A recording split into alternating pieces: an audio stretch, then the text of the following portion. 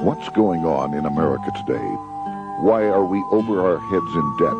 Why can't the politicians bring debt under control? Why are so many people, often both parents now, working at low-paying, dead-end jobs and still making do with less? What's the future of the American economy and way of life? Why does the government tell us inflation is low when the buying power of our paychecks is declining at an alarming rate? Only a generation ago, bread was a quarter, and you could get a new car for $19.95. The problem is that since 1864, we've had a debt-based banking system. All our money is based on government debt. We cannot extinguish government debt without extinguishing our money supply. That's why talk of paying off the national debt without reforming our banking system is an impossibility. That's why the solution does not lie in discussing the size of the national debt, rather it lies in reforming our banking system. This is the Federal Reserve headquarters in Washington. It sits on this very impressive address, right on Constitution Avenue, right across from the Lincoln Memorial. But is it federal? Is it really part of the United States government? Well, what we're about to show you is that there's nothing federal about the Federal Reserve, and there are no reserves. The name is a deception created back before the Federal Reserve Act was passed in 1913 to make Americans think that America's central bank operates in the public interest. The truth is that the Federal Reserve is a private bank owned by private stockholders and run purely for their private profit.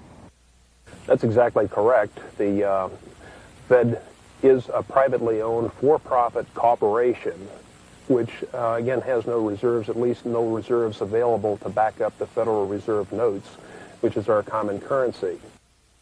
Oh, absolutely. The Federal Reserve is neither federal and has doubtful reserves. It's a private bank that is owned by member banks. And it was chartered under the guise of deceit by an act of Congress in 1913. If there's still any doubt whether the Federal Reserve is a part of the U.S. government, check your local telephone book. In most cities, it is not listed in the blue government pages. It is listed in the business white pages right next to Federal Express, another private company. But more directly, U.S. courts have ruled time and time again that the Fed is a private corporation. Why can't Congress do something about the Fed? Most members of Congress just don't understand the system, and the few who do are afraid to speak up. For example, initially a veteran congressman from Chicago asked us if he could be interviewed for this video. However, both times our camera crew arrived at his office to do the interview, this was all we were able to film. The congressman never appeared, and eventually decided he no longer wanted to participate. But a few others in Congress have been bolder over the years. Here are 3 quick examples. In 1923, Representative Charles A. Lindbergh, a Republican from Minnesota, and father of the famed aviator Lucky Lindy, put it this way: the financial system has been turned over to the Federal Reserve Board. That board administers the finance system by authority of a purely profiteering group. The system is private, conducted for the sole purpose of obtaining the greatest possible profits from the use of other people's money. One of the most outspoken critics in Congress of the Fed was the former chairman of the House Banking and Currency Committee during the Great Depression years. Lewis T. McFadden, Republican of Pennsylvania, said in 1932, "We have in this country one of the most corrupt institutions the world has ever known. I refer to the Federal Reserve Board. This evil institution has impoverished the people of the United States and has practically bankrupted our government. It has done this through the corrupt practices of the moneyed vultures who control it." Senator Barry Goldwater was a frequent critic of the Fed. Most Americans have no real understanding of the operation of the international moneylenders. The accounts of the Federal Reserve System have never been audited. It operates outside the control of Congress and manipulates the credit of the United States. The Federal Reserve really even though it is not part of the federal government, it is more powerful than the federal government. It's more powerful than the president, the Congress, and the courts. Now, a lot of people challenge me on that, but let me prove my case. The Federal Reserve determines what the average person's car payment is going to be, what their house payment is going to be, and whether they have a job or not. And I submit to you that that's total control. And the Federal Reserve is the largest single creditor of the United States government. What does Proverbs tell us? The borrower is servant to the lender. What one has to understand is that from the day the Constitution was adopted right up to today, the folks who profit from privately owned central banks, as Madison called them, the money changers, have fought a running battle for control over who gets to print America's money. Why is who prints the money so important? Think of money as just another commodity. If you have a monopoly on a commodity that everyone needs, everyone wants, and nobody has enough of, there are lots of ways to make a profit, and also exert tremendous political influence. That's what this battle is all about. Throughout the history of the United States, the money power has gone back and forth between Congress and some sort of privately owned central bank. The Founding Fathers knew the evils of a privately owned central bank. First of all, they had seen how the privately owned British central bank, the Bank of England, had run up the British national debt to such an extent that Parliament had been forced to place unfair taxes on the American colonies. In fact, as we'll see later, Ben Franklin claimed that this was the real cause of the American Revolution.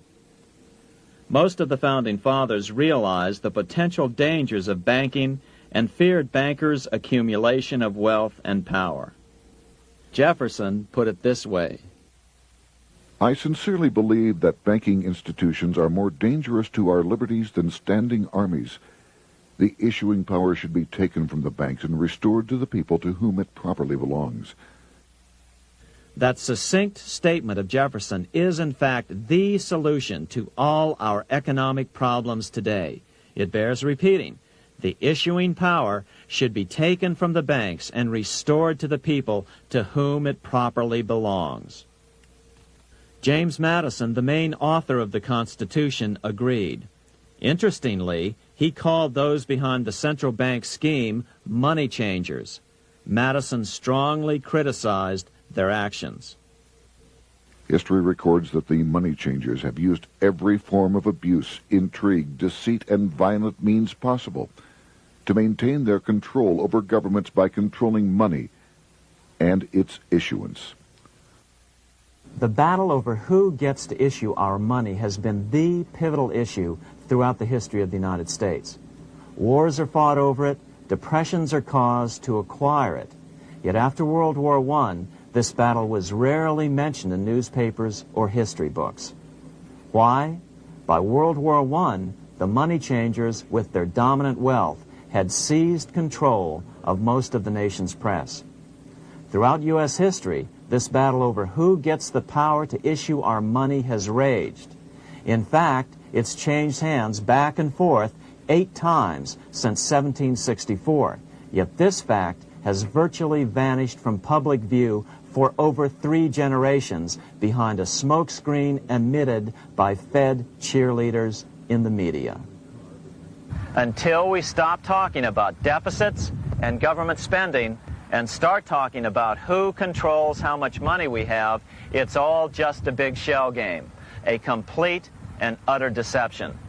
It won't matter if you pass an ironclad amendment to the Constitution mandating a balanced budget. Our situation is only going to get worse until we root out the cause at its source. What's the solution for our national problem? First of all, education. That's what this video presentation is all about. But secondly, we must act. We must take back the power to issue our own money. Issuing our own money is not a radical solution. I want to stress that. It's the same solution used at different points in U.S. history by men like Benjamin Franklin, Thomas Jefferson, Andrew Jackson, Martin Van Buren, and Abraham Lincoln. So, to sum it up, in 1913, Congress gave an independent central bank, deceptively named the Federal Reserve, a monopoly over issuing America's money, and the debt generated by this quasi-private corporation is what is killing the American economy. Though the Federal Reserve is now the most powerful central bank in the world, it was not the first. So where did this idea come from? To really understand the magnitude of the problem, we have to travel back to Europe. Just who are these money changers James Madison spoke of? In the Bible, 2,000 years ago, Jesus drove the money changers from the temple. It was the only time Jesus used force during his ministry. What were money changers doing in the temple? When Jews came to Jerusalem to pay their temple tax, they could only pay it with a special coin, the half shekel of the sanctuary. This was a half ounce of pure silver about this size. It was the only coin around at that time which was pure silver and of assured weight without the image of a pagan emperor. Therefore to Jews the half shekel was the only coin acceptable to God. But these coins were not plentiful. The money changers had cornered the market on them. Then they raised the price, just like any other commodity, to whatever the market would bear. In other words, money changers were making exorbitant profits because they held a virtual monopoly on money. The Jews had to pay whatever they demanded. To Jesus, this totally violated the sanctity of God's house.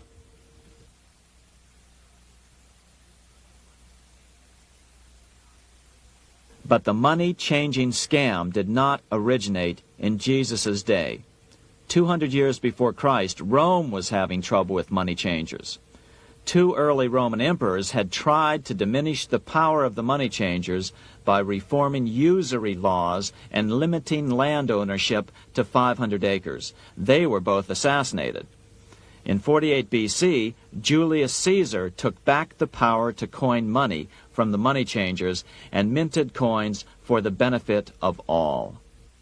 With this new, plentiful supply of money, he built great public works projects. By making money plentiful, Caesar won the love of the common man. But the money changers hated him. Some believe this was an important factor in Caesar's assassination. One thing is for sure, with the death of Caesar came the demise of plentiful money in Rome. Taxes increased, as did corruption. Just as in the case of America today, usury and debased coin became the rule. Eventually, the Roman money supply was reduced by 90%. As a result, the common people lost their lands and their homes, just as is about to happen soon in America. With the demise of plentiful money, the masses lost confidence in the Roman government and refused to support it. Rome plunged into the gloom of the Dark Ages.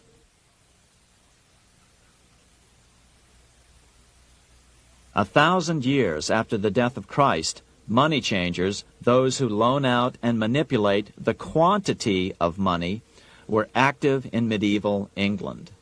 In fact, they were so active that acting together they could manipulate the entire English economy. These were not bankers per se.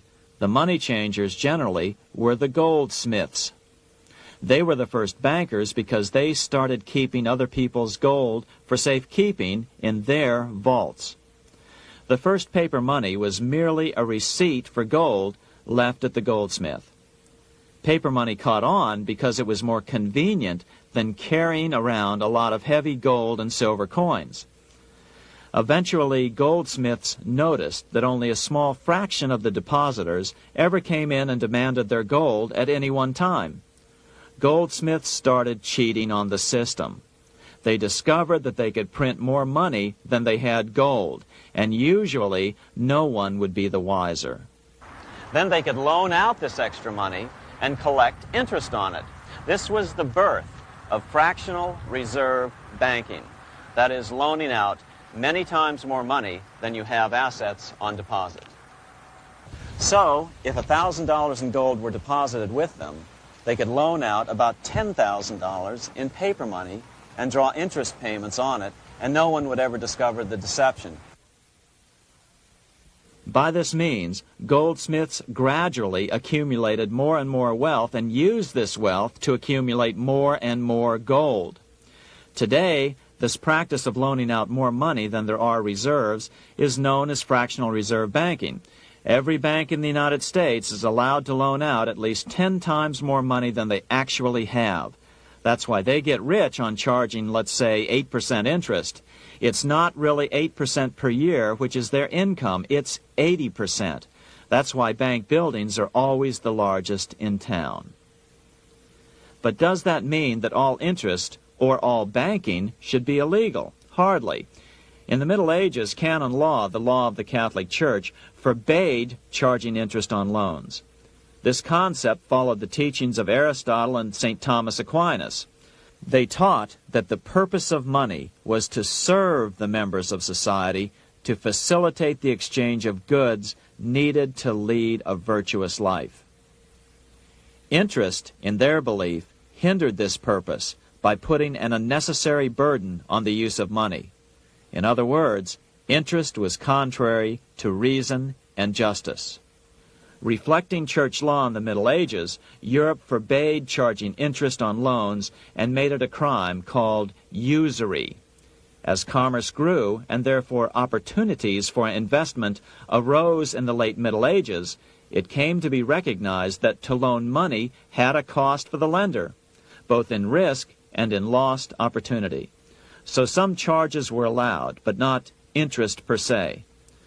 But all moralists, no matter what religion, condemn fraud, oppression of the poor, and injustice as clearly immoral.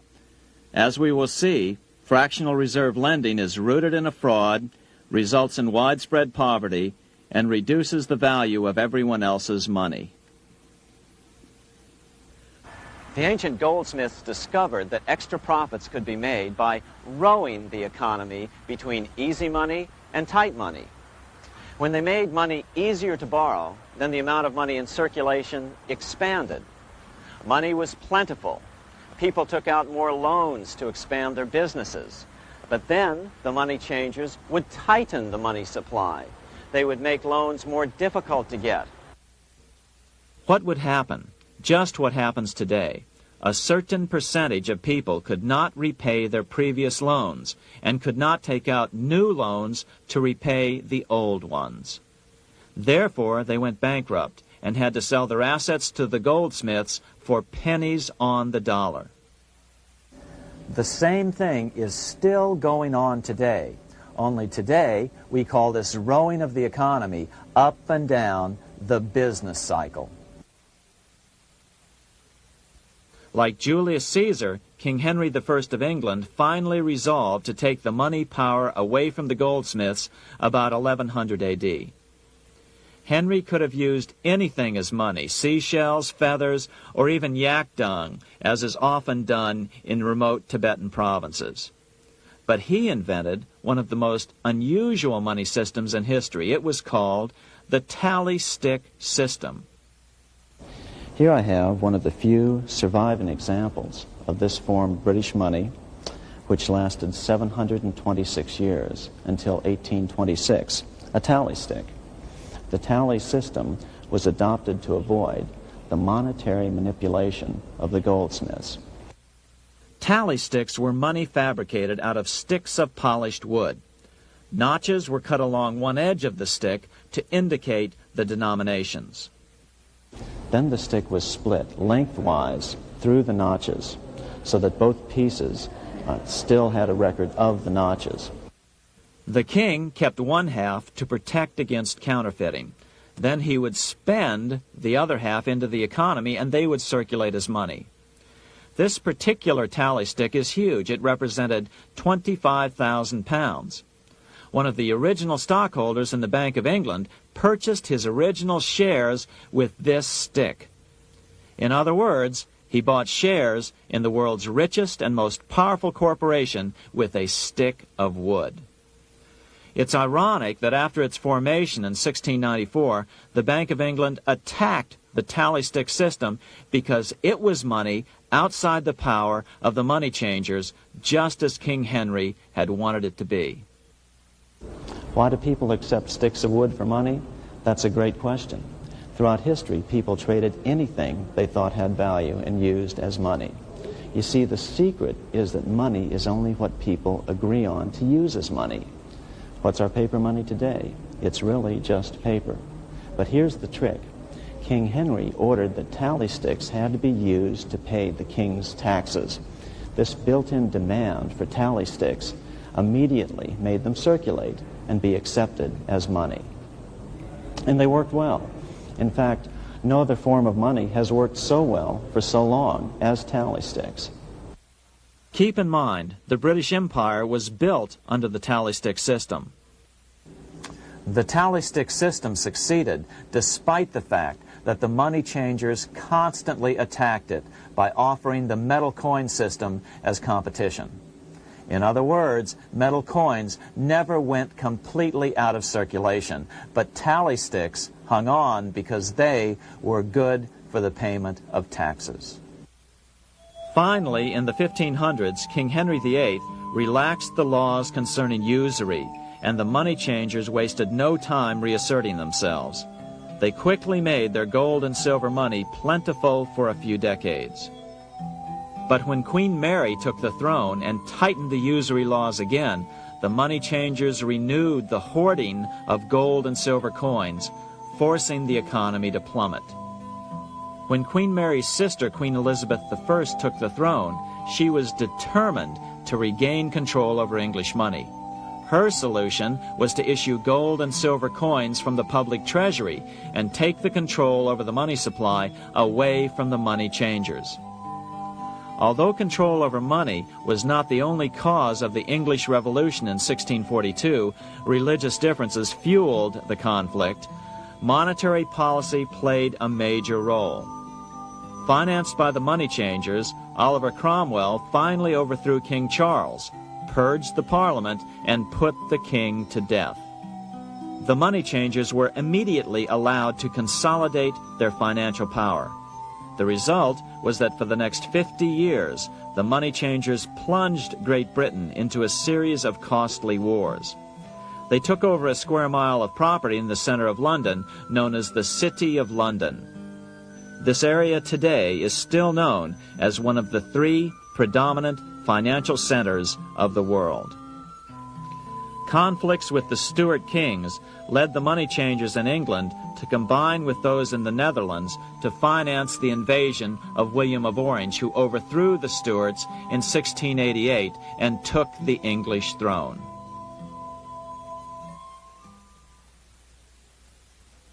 By the end of the 1600s, England was in financial ruin. 50 years of more or less continuous wars with France and Holland had exhausted her. Frantic government officials met with the money changers to beg for the loans necessary to pursue their political purposes. The price was high: a government-sanctioned, privately owned bank which could issue money created out of nothing. It was to be the modern world's first privately owned central bank, the Bank of England. Although it was deceptively called the Bank of England to make the general population think it was part of the government, it was not. Like any other private corporation, the Bank of England sold shares to get started. The investors, whose names were never revealed, were supposed to put up £1.25 million British pounds in gold coin to buy their shares in the bank, but only £750,000 was ever received. Despite that, the bank was duly chartered in 1694 and started out in the business of loaning out several times the money it supposedly had in reserves, all at interest. In exchange, the new bank would loan British politicians as much of the new currency as they wanted, as long as they secured the debt by direct taxation of the British people. So, legalization of the Bank of England amounted to nothing less than legal counterfeiting of a national currency for private gain. Unfortunately, nearly every nation now has a privately controlled central bank using the Bank of England as the basic model. Such is the power of these central banks that they soon take total control over a nation's economy. It soon amounts to nothing but a plutocracy, rule by the rich. It would be like putting control of the army in the hands of the mafia. The danger of tyranny would be extreme. Yes, we need central banks. No, we do not need them in private hands. The central bank scam is really a hidden tax. The nation sells bonds to the central bank to pay for things it does not have the political will to raise taxes to pay for.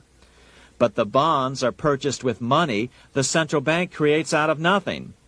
More money in circulation makes your money worth less. The government gets as much money as it needs, and the people pay for it in inflation. The beauty of the plan is that not one person in 1,000 can figure it out because it's usually hidden behind complex-sounding economics gibberish. With the formation of the Bank of England, the nation was soon awash in money. Prices throughout the country doubled. Massive loans were granted for just about any wild scheme. One venture proposed to drain the Red Sea to recover gold supposedly lost when the Egyptian army drowned pursuing Moses and the Israelites. By 1698, government debt grew from the initial £1.25 million to £16 million. Naturally, taxes were increased and then increased again to pay for all of this. With the British money supply firmly in their grip, the British economy began a wild roller coaster series of booms and depressions, exactly the sort of thing a central bank claims it is determined to prevent. There are two things which I think are intrinsic not just to the Bank of England, but to central banking generally. The first is an involvement in the formulation of monetary policy with the specific objective of achieving monetary stability. However, since the Bank of England took control, the British pound has rarely been stable. Now let's take a look at the role of the Rothschild family, the family said to be the wealthiest in the world.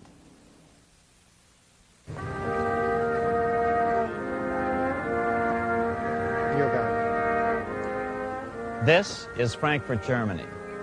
50 years after the Bank of England opened its doors, a goldsmith named Amschel Moses Bauer opened a coin shop, a counting house, in 1743.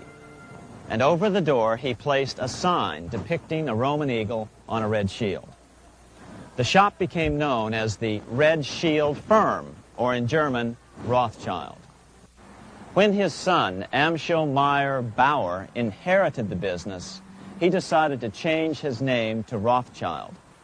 Amschel soon learned that loaning money to governments and kings was more profitable than loaning to private individuals. Not only were the loans bigger, but they were secured by the nation's taxes. Mayer Rothschild had 5 sons. He trained them all in the skills of money creation, then sent them out to the major capitals of Europe to open branch offices of the family banking business. His first son, Amschel Meyer, stayed in Frankfurt to mind the hometown bank. His second son, Solomon, was sent to Vienna.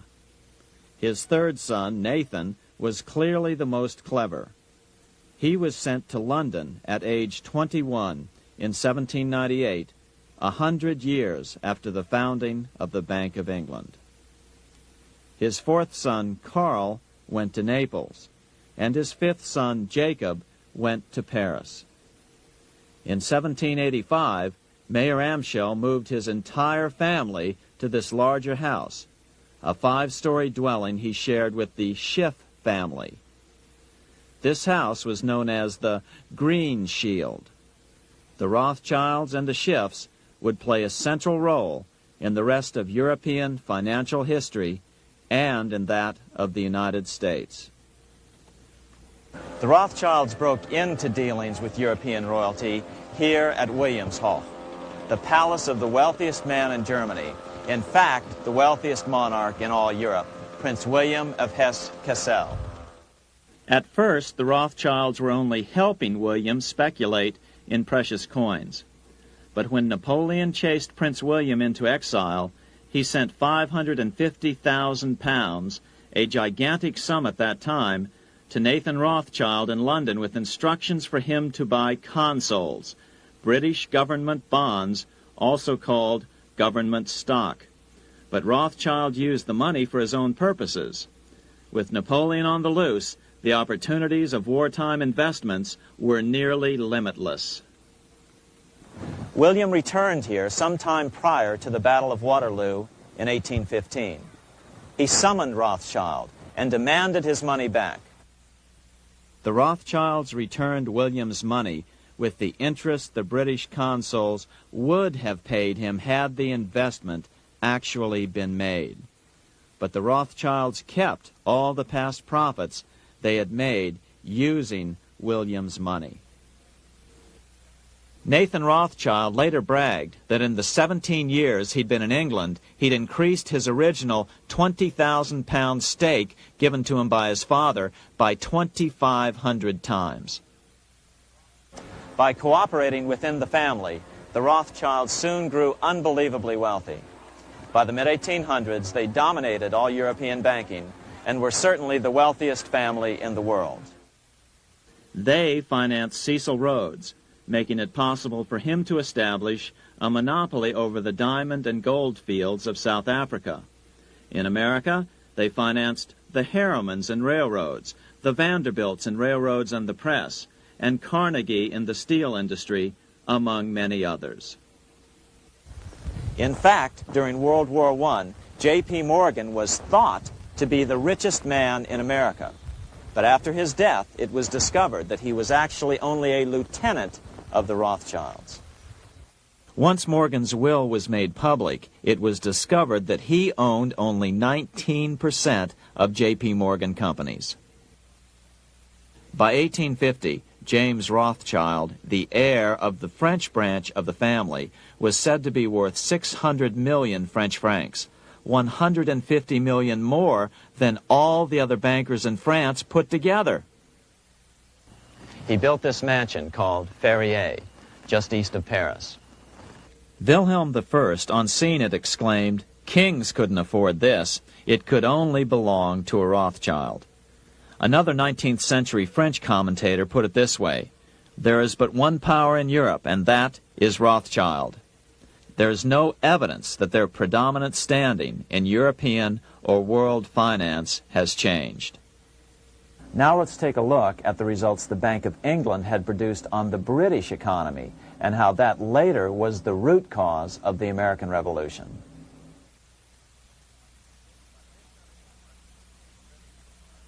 By the mid-1700s, the British Empire was nearing its height of power around the world.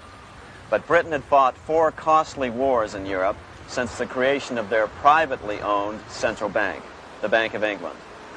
The cost had been high. To finance these wars, the British Parliament here had borrowed heavily from the bank.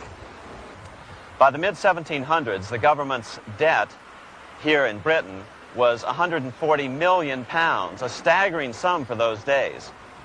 Consequently, the British government embarked on a program of trying to raise revenues from their American colonies in order to make their interest payments to the bank. But in America, it was a different story. The scourge of a privately owned central bank had not yet hit. This is Independence Hall in Philadelphia, where the Declaration of Independence and Constitution were signed. In the mid-1700s, pre-revolutionary America was still relatively poor. There was a severe shortage of precious metal coins to trade for goods, so the early colonists were forced to experiment with printing their own homegrown paper money. Some of these experiments were successful. Franklin was a big supporter of the colonies printing their own paper money. In 1757, Franklin was sent to London. He ended up staying for the next 18 years here, nearly until the start of the American Revolution. During this period, the American colonies began to issue their own money. Called colonial scrip, the endeavor was very successful. It provided a reliable medium of exchange, and it also helped to provide a feeling of unity between the colonies. Remember, colonial scrip was just paper money, debt-free money, printed in the public interest, and not backed by gold or silver coin. In other words, it was a totally fiat currency. One day, officials of the Bank of England asked Franklin how he would account for the newfound prosperity of the colonies. Without hesitation, he replied, "That is simple. In the colonies we issue our own money. It is called colonial scrip. We issue it in proper proportion to the demands of trade and industry to make the products pass easily from the producers to the consumers. In this manner, creating for ourselves our own paper money, we control its purchasing power, and we have no interest to pay to no one." This was just common sense to Franklin, but you can imagine the impact it had on the Bank of England. America had learned the secret of money, and that genie had to be returned to its bottle as soon as possible.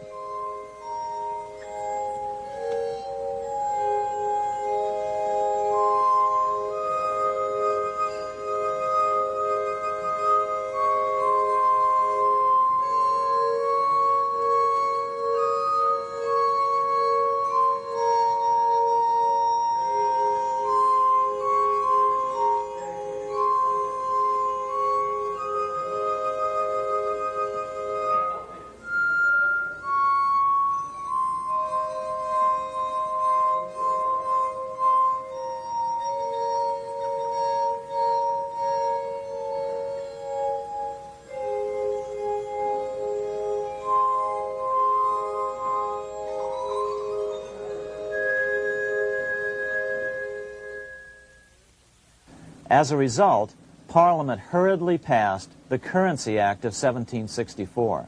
This prohibited colonial officials from issuing their own money and ordered them to pay all future taxes in gold or silver coins. In other words, it forced the colonies on a gold or silver standard. For those who still believe that a gold standard is the answer for America's current monetary problems, look what happened to America after that. Writing in his autobiography, Franklin said, "In 1 year, the conditions were so reversed that the era of prosperity ended and a depression set in to such an extent that the streets of the colonies were filled with unemployed." Franklin claims that this was even the basic cause for the American Revolution. As Franklin put it in his autobiography, The colonies would gladly have borne a little tax on tea and other matters had it not been that England took away from the colonies their money, which created unemployment and dissatisfaction. The inability of the colonists to get the power to issue their own money permanently out of the hands of George III and the international bankers was the prime reason for the Revolutionary War. By the time the first shots were fired in Lexington, Massachusetts, on April 19, 1775, the colonies had been drained of gold and silver coin by British taxation. As a result, the Continental government had no choice but to print money to finance the war. At the start of the Revolution, the U.S. money supply stood at $12 million. By the end of the war, it was nearly $500 million. As a result, the currency was virtually worthless. Shoes sold for $5,000 a pair. Colonial scrip had worked because just enough was issued to facilitate trade. As George Washington lamented, "A wagon load of money will scarcely purchase a wagon load of provisions." Today, those who support a gold-backed currency point to this period during the Revolution to demonstrate the evils of a fiat currency. But remember, the same currency had worked so well 20 years earlier during times of peace that the Bank of England had Parliament outlaw it. Towards the end of the Revolution, the Continental Congress, meeting here at Independence Hall, grew desperate for money. In 1781, they allowed Robert Morris, their financial superintendent, to open a privately owned central bank.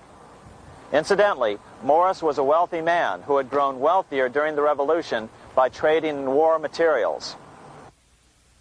Called the Bank of North America, the new bank was closely modeled after the Bank of England. It was allowed to practice fractional reserve banking. That is, it could lend out money it didn't have, then charge interest on it.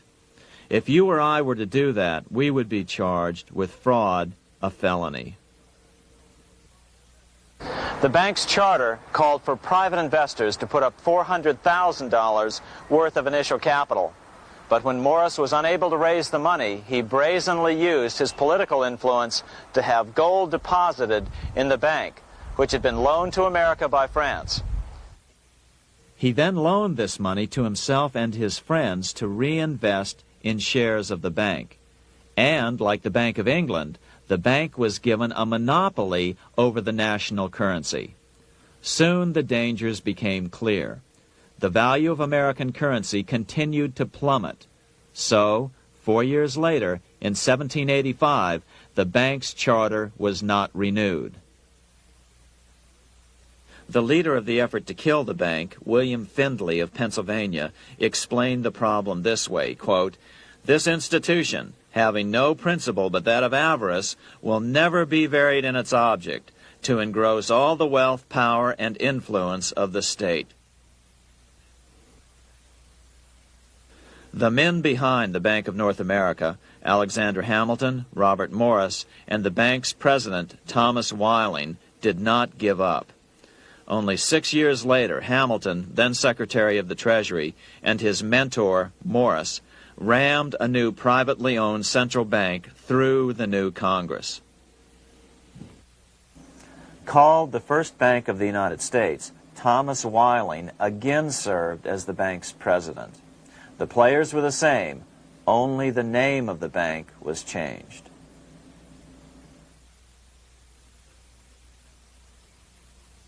In 1787, colonial leaders assembled in Philadelphia to replace the ailing Articles of Confederation.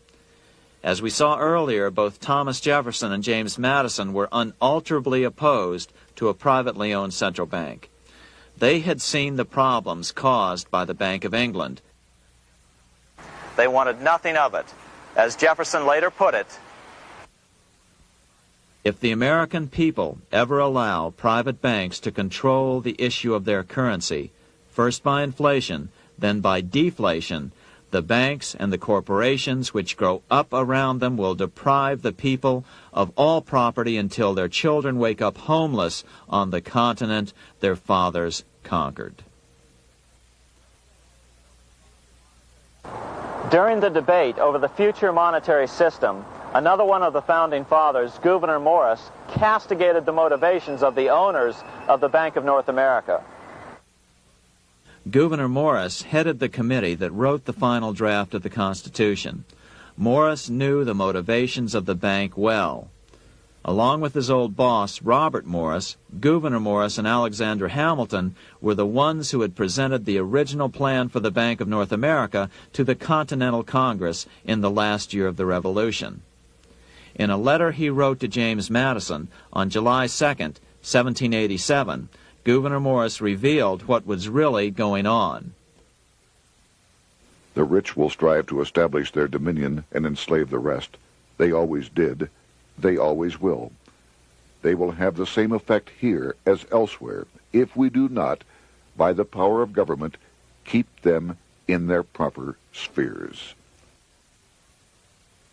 Despite the defection of Gouverneur Morris from the ranks of the bank, Hamilton, Robert Morris, Thomas Whiling, and their European backers were not about to give up. They convinced the bulk of the delegates to the Constitutional Convention to not give Congress the power to issue paper money. Most of the delegates were still reeling from the wild inflation of the paper currency during the Revolution. They had forgotten how well colonial scrip had worked before the war. But the Bank of England had not. The money changers could not stand to have America printing her own money again.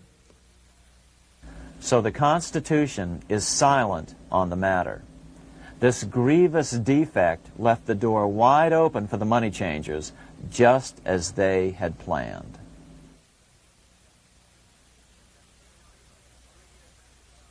In 1790, less than 3 years after the Constitution had been signed, the money changers struck again. The newly appointed first Secretary of the Treasury, Alexander Hamilton, proposed a bill to the Congress calling for a new, privately owned central bank. Coincidentally, that was the very year that Amschel Rothschild made his pronouncement from his flagship bank in Frankfurt. Let me issue and control a nation's money, and I care not who writes the laws. Alexander Hamilton was a tool of the international bankers, and he wanted to create the U.S. Bank, the BUS, or the Bank of the United States, and did so. Interestingly, one of Hamilton's first jobs after graduating from law school in 1782 was as an aide to Robert Morris, the head of the Bank of North America. In fact, the year before, Hamilton had written Morris a letter saying, "A national debt, if it is not excessive, will be to us a national blessing." A blessing to whom? After a year of intense debate, in 1791, Congress passed the bill and gave it a 20-year charter. The new bank was to be called the First Bank of the United States, or BUS. Here we are in front of the First Bank of the United States in Philadelphia. The bank was given a monopoly on printing U.S. currency, even though 80% of its stock would be held by private investors. The other 20% would be purchased by the U.S. government. But the reason was not to give the government a piece of the action. It was to provide the capital for the other 80% owners. As with the old Bank of North America and the Bank of England before that, the stockholders never paid the full amount for their shares. The U.S. government put up their initial $2 million in cash. Then the bank, through the old magic of fractional reserve lending, made loans to its charter investors so they could come up with the remaining $8 million of capital needed for this risk-free investment. Like the Bank of England, the name of the Bank of the United States was deliberately chosen to hide the fact that it was privately controlled. And like the Bank of England, the names of the investors in the bank were never revealed. Many years later, it was a common saying that the Rothschilds were the power behind the old Bank of the United States. The bank was sold to Congress as a way to bring stability to the banking system and eliminate inflation. So what happened? Over the first 5 years, the U.S. government borrowed $8.2 million from the Bank of the United States. In the same 5-year period, prices rose by 72%. Jefferson, as the new Secretary of State, watched the borrowing with sadness and frustration, unable to stop it. I wish it were possible to obtain a single amendment to our Constitution, taking from the federal government the power of borrowing. Millions of Americans feel the same way today. They watch in helpless frustration as the federal government borrows the American economy into oblivion. So, although it was called the First Bank of the United States, it was not the first attempt at a privately owned central bank in this country. As with the Bank of North America, the government put up most of the cash to get this private bank going, then the bankers loaned the money to each other to buy the remaining stock in the bank. It was a scam, plain and simple, and they wouldn't be able to get away with it for long. But first, we have to travel back to Europe to see how a single man was able to manipulate the entire British economy by obtaining the first news of Napoleon's final defeat.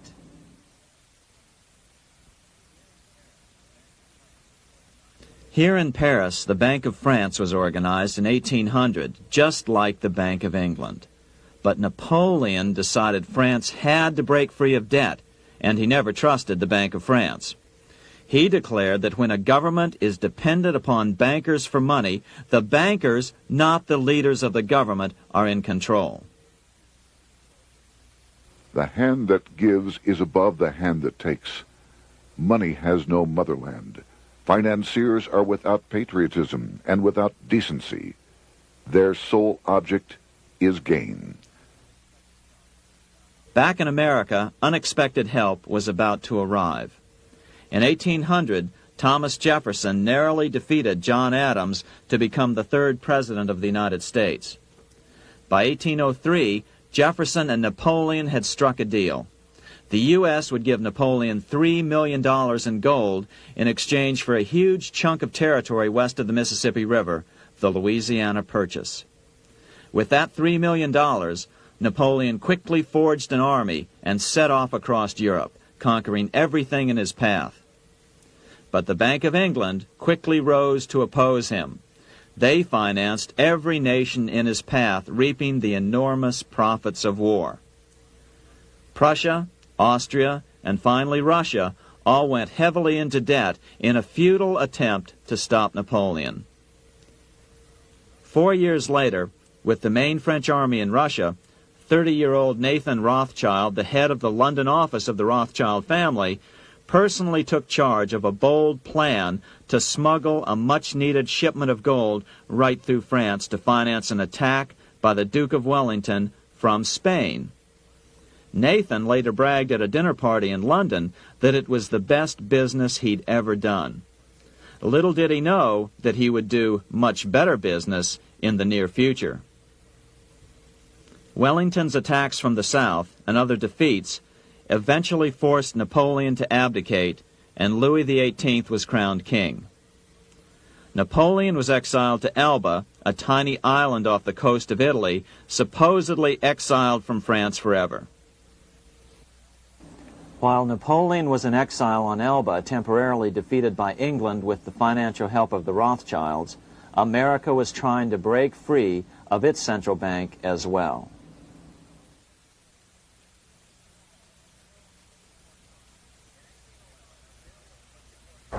In 1811, a bill was put before Congress to renew the charter of the Bank of the United States.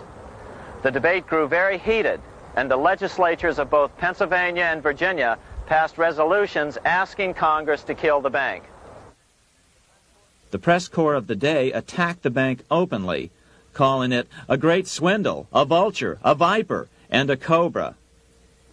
Oh, to have an independent press once again in America. A congressman named P.B. Porter attacked the bank from the floor of Congress, saying if the bank's charter was renewed, Congress, quote, will have planted in the bosom of this Constitution a viper, which one day or another will sting the liberties of this country to the heart, close quote. Prospects didn't look that good for the bank. Some writers have even claimed that Nathan Rothschild warned that the United States would find itself involved in a most disastrous war if the bank's charter were not renewed. But it wasn't enough. When the smoke had cleared, the renewal bill was defeated by a single vote in the House and was deadlocked in the Senate. By now, America's fourth president, James Madison, was in the White House. Remember, Madison was a staunch opponent of the bank. His vice president, George Clinton, broke a tie in the Senate and sent the bank into oblivion. Within 5 months, England attacked the U.S., and the War of 1812 was on. But the British were still busy fighting Napoleon, and so the War of 1812 ended in a draw in 1814. Though the money changers were temporarily down, they were far from out.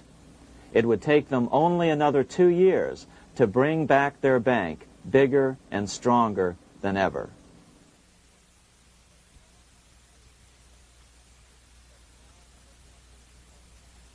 But now let's return to Napoleon, because nothing else in history more aptly demonstrates the ingenuity of the Rothschild family than their control of the British stock market after Waterloo. In 1815, a year after the end of the War of 1812 in America, Napoleon escaped his exile and returned to Paris. French troops were sent out to capture him, but such was his charisma that the soldiers rallied around their old leader and hailed him as their emperor once again. In March of 1815, Napoleon equipped an army which Britain's Duke of Wellington defeated less than 90 days later at Waterloo. Some writers claim Napoleon borrowed £5 million from the Bank of England to rearm, but it appears these funds actually came from the Ouvard banking house in Paris. Nevertheless, from about this point on, it was not unusual for privately controlled central banks to finance both sides in a war. Why would a central bank finance opposing sides in a war? Because war is the biggest debt generator of them all. A nation will borrow any amount for victory. The ultimate loser is loaned just enough to hold out the vain hope of victory, and the ultimate winner is given enough to win. Besides, such loans are usually conditioned upon the guarantee that the victor will honor the debts of the vanquished.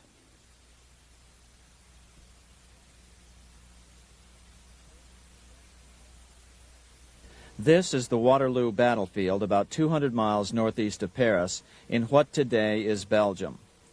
Here Napoleon suffered his final defeat, but not before thousands of French and Englishmen gave their lives on a steamy summer day in July of 1815. Right over there, on June 18, 1815, 74,000 French troops met 67,000 troops from Britain and other European nations. The outcome was certainly in doubt. In fact, had Napoleon attacked a few hours earlier, he would probably have won the battle. But no matter who won or lost, back in London, Nathan Rothschild planned to use the opportunity to try to seize control over the British stock and bond market and possibly even the Bank of England. Rothschild stationed a trusted agent, a man named Rothworth, on the north side of the battlefield, closer to the English Channel. Once the battle had been decided, Rothworth took off for the Channel. He delivered the news to Nathan Rothschild a full 24 hours before Wellington's own courier. Rothschild hurried to the stock market and took up his usual position in front of an ancient pillar. All eyes were on him. The Rothschilds had a legendary communications network. If Wellington had been defeated and Napoleon was loose on the continent again, Britain's financial situation would become grave indeed. Rothschild looked saddened. He stood there motionless, eyes downcast. Then suddenly he began selling. Other nervous investors saw that Rothschild was selling. It could only mean one thing. Napoleon must have won, Wellington must have lost. The market plummeted. Soon everyone was selling their consols, their British government bonds, and prices dropped sharply. But then Rothschild started secretly buying up the consols through his agents for only a fraction of their worth hours before. Myths, legends, you say? 100 years later, the New York Times ran a story which said that Nathan's grandson had attempted to secure a court order to suppress a book with this stock market story in it. The Rothschild family claimed the story was untrue and libelous, but the court denied the Rothschilds' request and ordered the family to pay all court costs.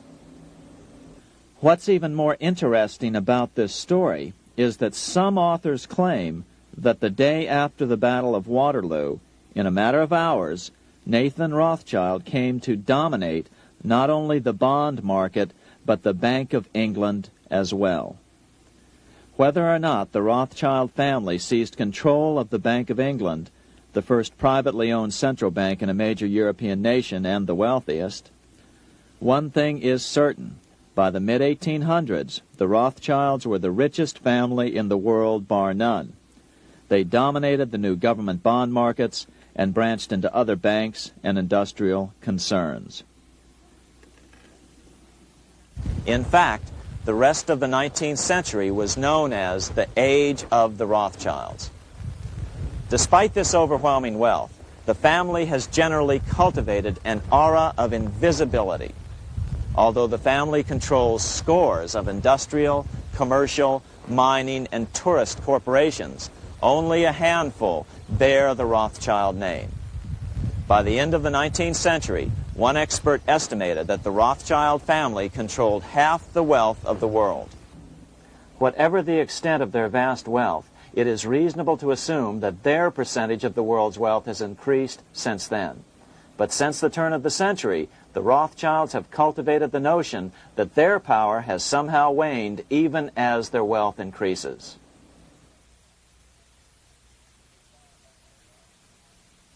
Meanwhile, back in Washington in 1816, just 1 year after Waterloo and Rothschild's alleged takeover of the Bank of England, the American Congress passed a bill permitting yet another privately owned central bank.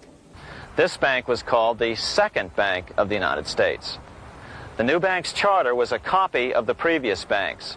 The U.S. government would own 20% of the shares of the bank. Of course, the federal share was paid by the Treasury up front into the bank's coffers. Then, through the magic of fractional reserve lending, it was transformed into loans to private investors who then bought the remaining 80% of the shares. Just as before, the primary stockholders remained a secret.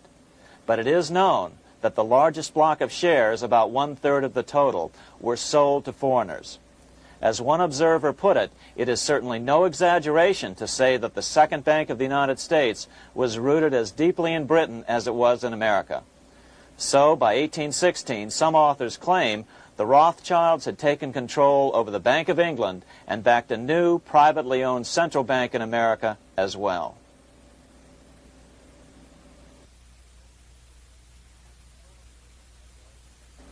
After 12 years of manipulations of the U.S. economy on the part of the Second Bank of the U.S., the American people had had just about enough. Opponents of the bank nominated a dignified senator from Tennessee, Andrew Jackson, the hero of the Battle of New Orleans, to run for president. This is his home, the Hermitage. No one gave Jackson a chance initially. The bank had long ago learned how the political process could be controlled with money. To the surprise and dismay of the money changers, Jackson was swept into office in 1828. Jackson was determined to kill the bank at the first opportunity and wasted no time in trying to do so. But the bank's 20-year charter didn't come up for renewal until 1836, the last year of his second term, if he could survive that long. During his first term, Jackson contented himself with rooting out the bank's many minions from government service. He fired 2,000 of the 11,000 employees of the federal government.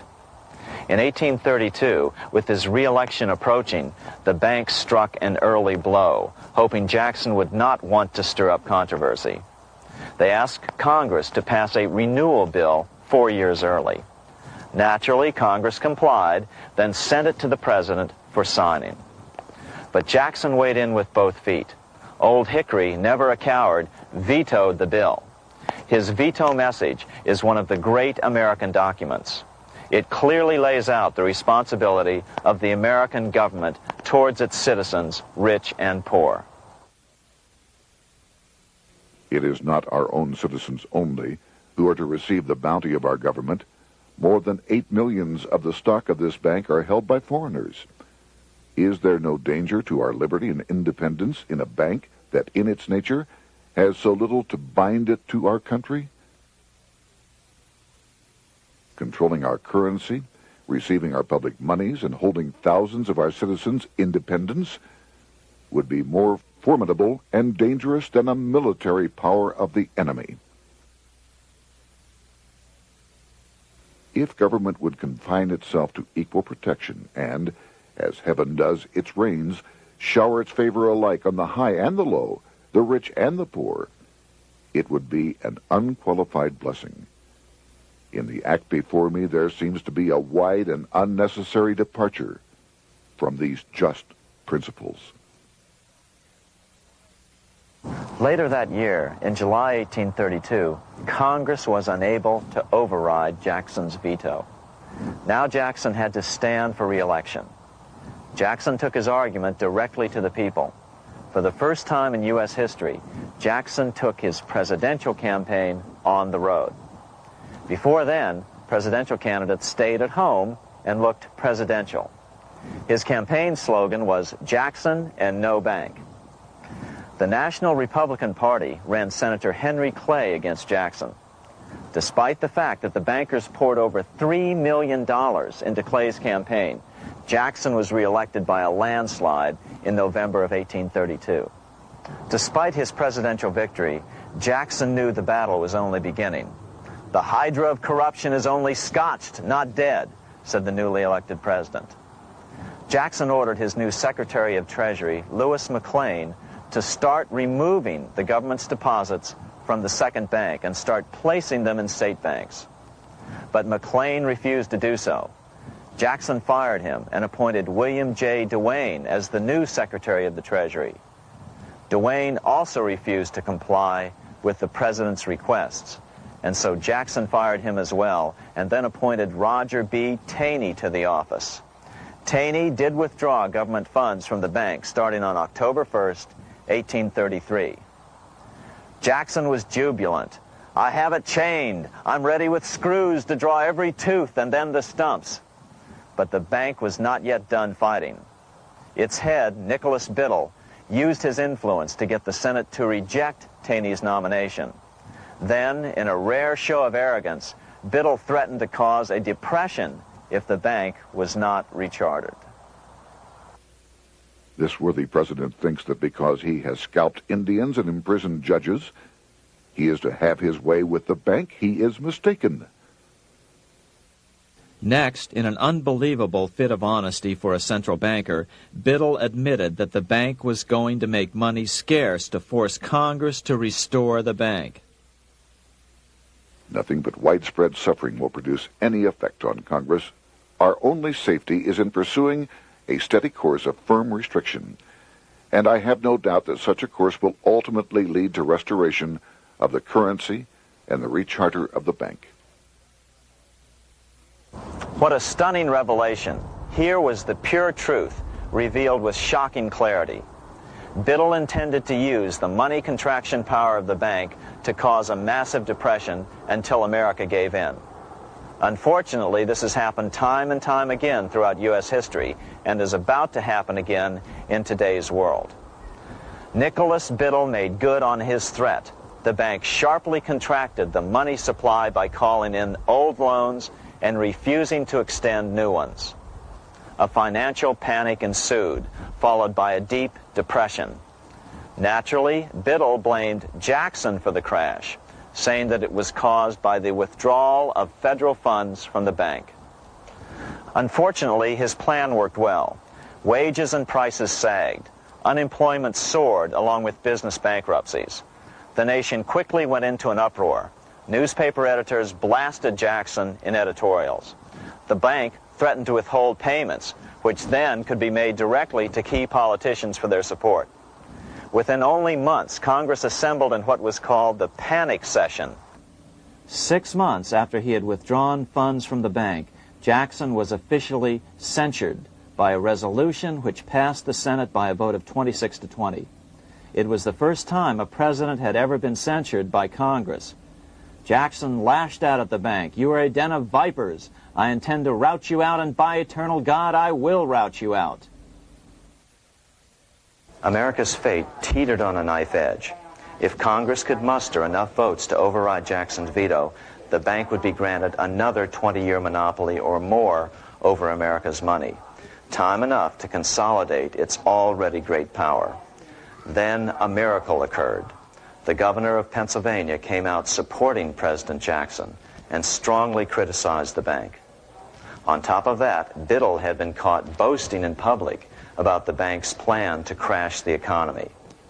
Suddenly, the tide shifted. In April of 1834, the House of Representatives voted 134 to 82 against rechartering the bank. This was followed up by an even more lopsided vote to establish a special committee to investigate whether the bank had caused the crash. When the investigating committee arrived at the bank's door in Philadelphia, armed with a subpoena to examine the books, Biddle refused to give them up. Nor would he allow inspection of correspondence with congressmen relating to their personal loans and advances he'd made to them. He also refused to testify before the committee back in Washington. On January 8th, 1835, Jackson paid off the final installment on the national debt, which had been necessitated by allowing the banks to issue currency for government bonds rather than simply issuing treasury notes without such debt. He was the only president to ever pay off the debt. A few weeks later, on January 30th, 1835, an assassin by the name of Richard Lawrence tried to shoot President Jackson, but by the grace of God, both pistols misfired. Lawrence was later found not guilty by reason of insanity. After his release, he bragged to friends that powerful people in Europe had put him up to the task and promised to protect him if he were caught. The following year, when its charter ran out, the Second Bank of the United States ceased functioning as the nation's central bank. Biddle was later arrested and charged with fraud. He was tried and acquitted, but died shortly thereafter while still tied up in civil suits. After his second term as president, Jackson retired here to the Hermitage outside of Nashville to live out his life. He is still remembered here for his determination to kill the bank. In fact, he killed it so well that it took the money changers 77 years to undo the damage. When asked what his most important accomplishment had been, Jackson replied, "I killed the bank." Unfortunately, even Jackson failed to grasp the entire picture and its root cause. Although Jackson had killed the central bank, the most insidious weapon of the money changers, fractional reserve banking, remained in use by the numerous state-chartered banks. This fueled economic instability in the years before the Civil War. Still, the central bankers were out, and as a result, America thrived as it expanded westward. During this time, the principal money changers struggled to regain their lost centralized power, but to no avail. Then, finally, they reverted to the old central bankers' formula: war to create debt and dependency. If they couldn't get their central bank any other way, America could be brought to its knees by plunging it into a civil war, just as they had done in 1812 after the first Bank of the United States was not rechartered. 1 month after the inauguration of Abraham Lincoln, the first shots of the American Civil War were fired here at Fort Sumter, South Carolina, on April 12, 1861. Certainly slavery was a cause for the Civil War, but not the primary cause. Lincoln knew that the economy of the South depended upon slavery, and so before the Civil War, he had no intention of eliminating it. Lincoln had put it this way in his inaugural address only 1 month earlier. I have no purpose, directly or indirectly, to interfere with the institution of slavery in the states where it now exists. I believe I have no lawful right to do so, and I have no inclination to do so. Even after the first shots were fired here at Fort Sumter, Lincoln continued to insist that the Civil War was not about the issue of slavery. My paramount objective is to save the Union, and it is not either to save or destroy slavery. If I could save the Union without freeing any slave, I would do it. So what was the Civil War all about? There were many factors at play. Northern industrialists had used protective tariffs to prevent the southern states from buying cheaper European goods. Europe retaliated by stopping cotton imports from the South. The southern states were in a double financial bind. They were forced to pay more for most of the necessities of life, while their income from cotton exports plummeted. The South was angry. But there were other factors at work. The money changers were still stung by America's withdrawal from their control 25 years earlier. Since then, America's wildcat economy had made the nation rich, a bad example for the rest of the world. The central bankers now saw an opportunity to split the rich new nation, to divide and conquer by war. Was this just some sort of wild conspiracy theory at the time? Well, let's take a look at what a well-placed observer of the scene had to say at the time. His name was Otto von Bismarck, Chancellor of Germany, the man who united the German states a few years later. The division of the United States into federations of equal force was decided long before the Civil War by the high financial powers of Europe. These bankers were afraid that the United States, if they remained as one bloc and as one nation, would attain economic and financial independence which would upset their financial domination over the world. Within months after the first shots here at Fort Sumter, the central bankers loaned Napoleon III of France, the nephew of the Waterloo Napoleon, 210 million francs to seize Mexico and station troops along the southern border of the U.S., taking advantage of their war to violate the Monroe Doctrine and return Mexico to colonial rule. No matter what the outcome of the Civil War, a weakened America, heavily indebted to the money changers, would open up Central and South America once again to European colonization and domination. The very thing America's Monroe Doctrine had forbade in 1823. At the same time, Great Britain moved 11,000 troops into Canada and positioned them menacingly along America's northern border. The British fleet went to war alert should their quick intervention be called for. Lincoln knew he was in a double bind. That's why he agonized over the fate of the Union. There was a lot more to it than just differences between the North and the South. That's why his emphasis was always on union and not merely the defeat of the South. But Lincoln needed money to win. In 1861, Lincoln and his Secretary of Treasury, Salmon P. Chase, went to New York to apply for the necessary loans.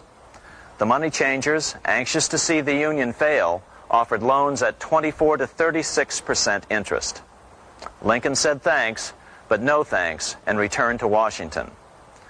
Lincoln sent for an old friend, Colonel Dick Taylor of Chicago, and put him on the problem of financing the war. During one meeting, Lincoln asked Taylor what he'd discovered. Taylor put it this way. Why, Lincoln, that is easy. Just get Congress to pass a bill authorizing the printing of full legal tender Treasury notes, and pay your soldiers with them, and go ahead and win your war with them also. When Lincoln asked if the people of the United States would accept the notes, Taylor said, "The people, or anyone else, will not have any choice in the matter if you make them full legal tender. They will have the full sanction of the government and be just as good as any money, as Congress is given that express right by the Constitution." So that's exactly what Lincoln did. In 1862-63, he printed up $450 million worth of the new bills. In order to distinguish them from other banknotes in circulation, he printed them in green ink on the back side. That's why the notes were called greenbacks. With this new money, Lincoln paid the troops and bought their supplies. During the course of the war, nearly $450 million worth of greenbacks were printed at no interest to the federal government. Lincoln understood who was really pulling the strings and what was at stake for the American people. This is how he explained his rationale. The government should create, issue, and circulate all the currency and credit needed to satisfy the spending power of the government and the buying power of consumers.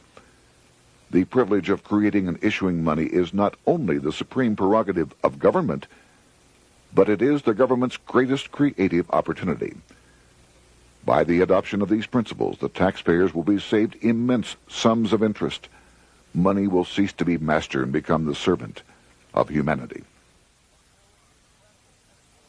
A truly incredible editorial in the London Times explained the central bankers' attitude towards Lincoln's greenbacks. If this mischievous financial policy, which has its origins in North America, shall become indurated down to a fixture, then That government will furnish its own money without cost. It will pay off debts and be without debt. It will have all the money necessary to carry on its commerce. It will become prosperous without precedent in the history of the world. The brains and wealth of all countries will go to North America.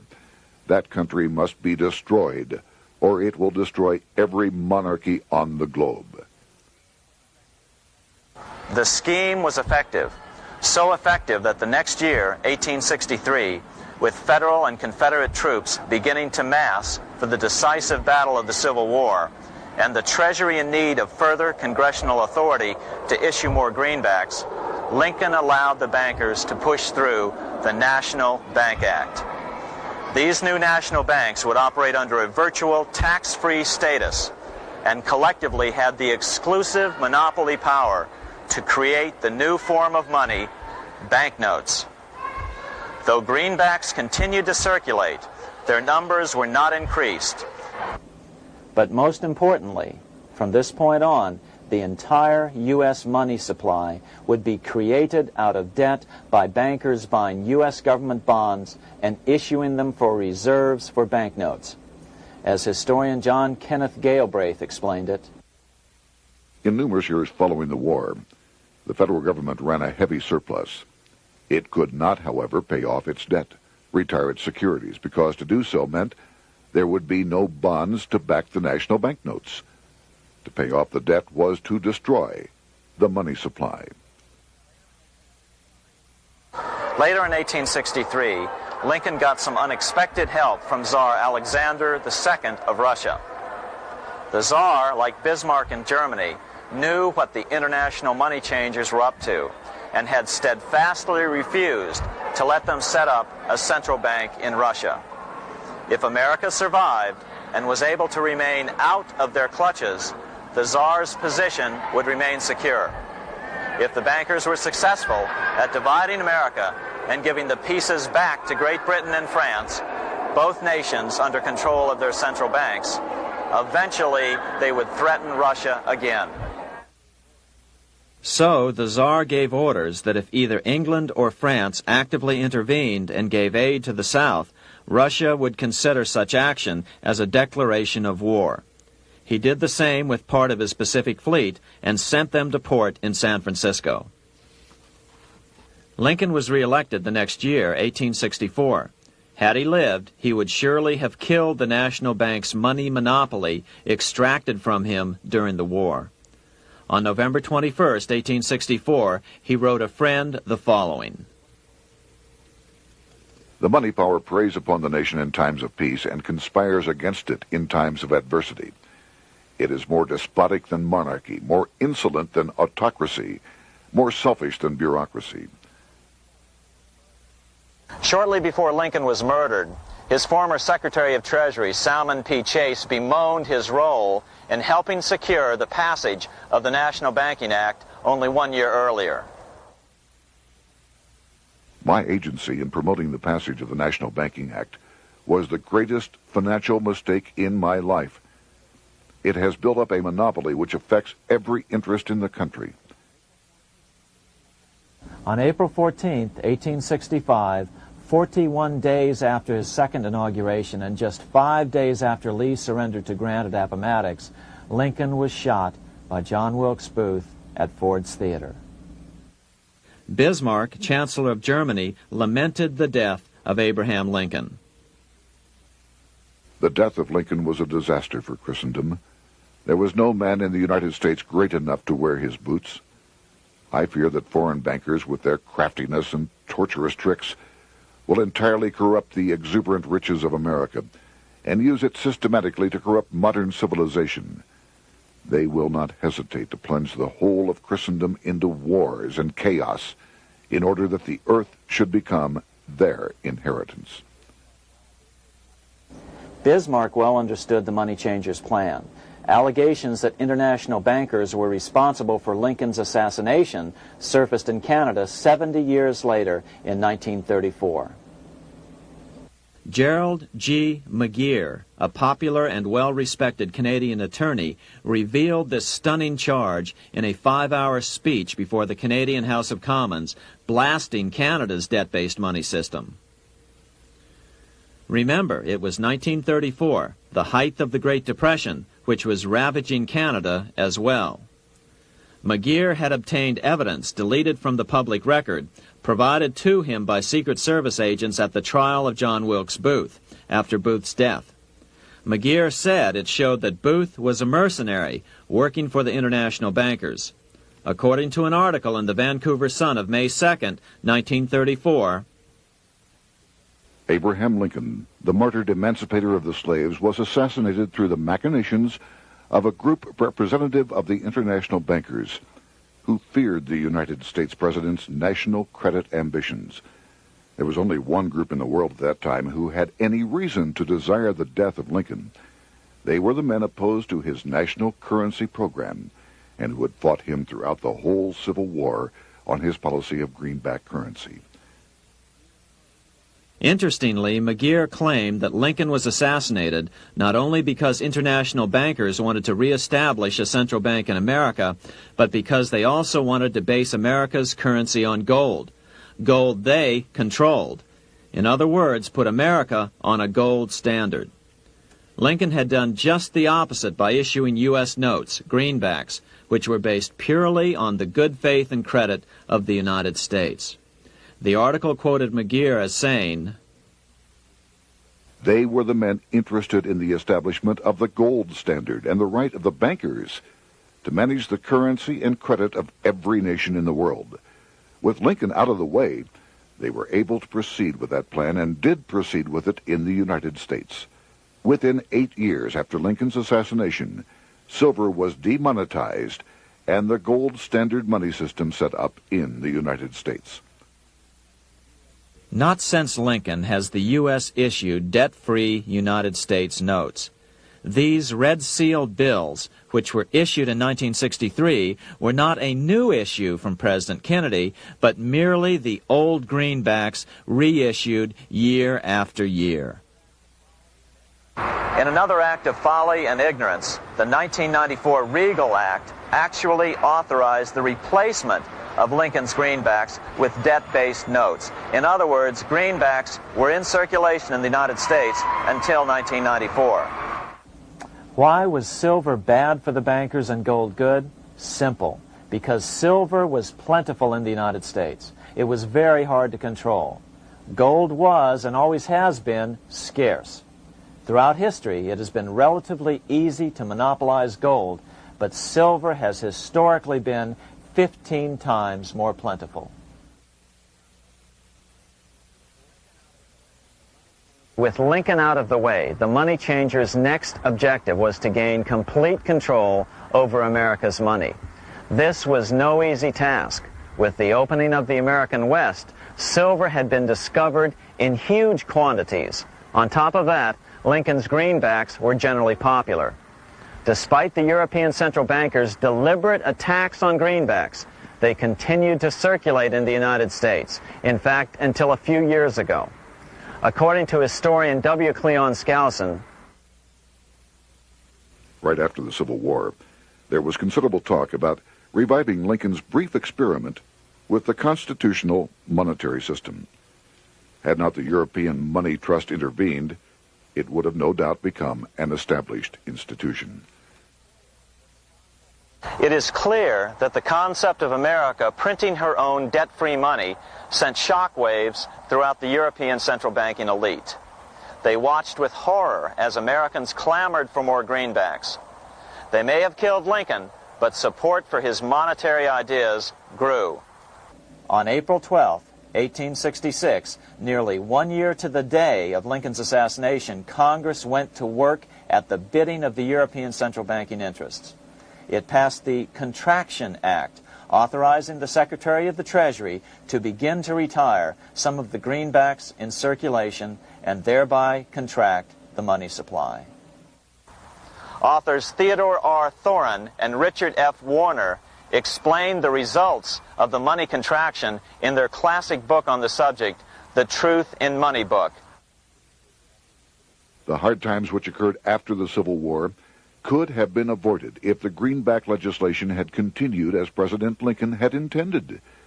Instead, there were a series of money panics, what we call recessions, which put pressure on Congress to enact legislation to place the banking system under centralized control. Eventually, the Federal Reserve Act was passed on December 23, 1913. In other words, the money changers wanted two things: the reinstitution of a central bank under their exclusive control, and two, an American currency backed by gold. Their strategy was twofold. First of all, cause a series of panics to try to convince the American people that only centralized control of the money supply could provide economic stability. And secondly, remove so much money from the system that most Americans would be so desperately poor that they either wouldn't care or would be too weak to oppose the bankers. In 1866, there was $1.8 billion in currency in circulation in the United States, about $50.46 per capita.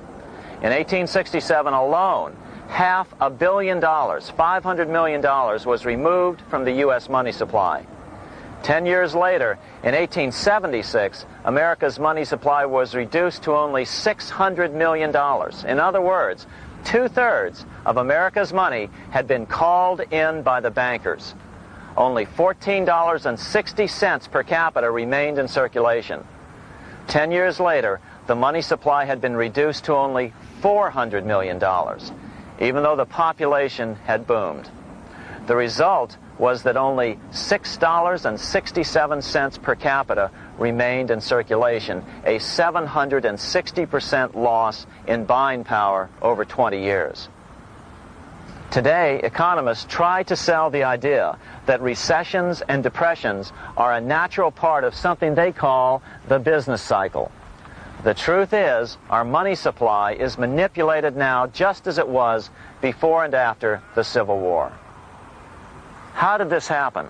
How did money become so scarce? Simple. Bank loans were called in and no new ones were given. In addition, silver coins were melted down. In 1872, a man named Ernest Sed was given 100,000 pounds, about $500,000, by the Bank of England and sent to America to bribe necessary congressmen to get silver demonetized. He was told that if that was not sufficient, to draw an additional 100,000 pounds or as much more as was necessary. The next year, Congress passed the Coinage Act of 1873, and the minting of silver dollars abruptly stopped. In fact, Representative Samuel Hooper, who introduced the bill in the House, acknowledged that Mr. Sed actually drafted the legislation. But it gets even worse than that. In 1874, Sed himself admitted who was behind the scheme. I went to America in the winter of 1872-73, authorized to secure, if I could, the passage of a bill demonetizing silver. It was in the interest of those I represented, the governors of the Bank of England, to have it done. By 1873, gold coins were the only form of coin money. But the contest over control of America's money was not yet over. Only 3 years later, in 1876, with 1/3 of America's workforce unemployed, the population was growing restless. People were clamoring for a return to the greenback money system of President Lincoln, or a return to silver money, anything that would make money more plentiful. That year, Congress created the United States Silver Commission to study the problem. Their report clearly blamed the monetary contraction on the national bankers. The report is interesting because it compares the deliberate money contraction by the national bankers after the Civil War to the fall of the Roman Empire. The disaster of the Dark Ages was caused by decreasing money and falling prices. Without money, civilization could not have had a beginning, and with a diminishing supply, it must languish, and unless relieved, finally perish. At the Christian era, the metallic money of the Roman Empire amounted to $1,800,000,000. By the end of the 15th century, it had shrunk to less than $200 million. History records no other such disastrous transition as that from the Roman Empire to the Dark Ages.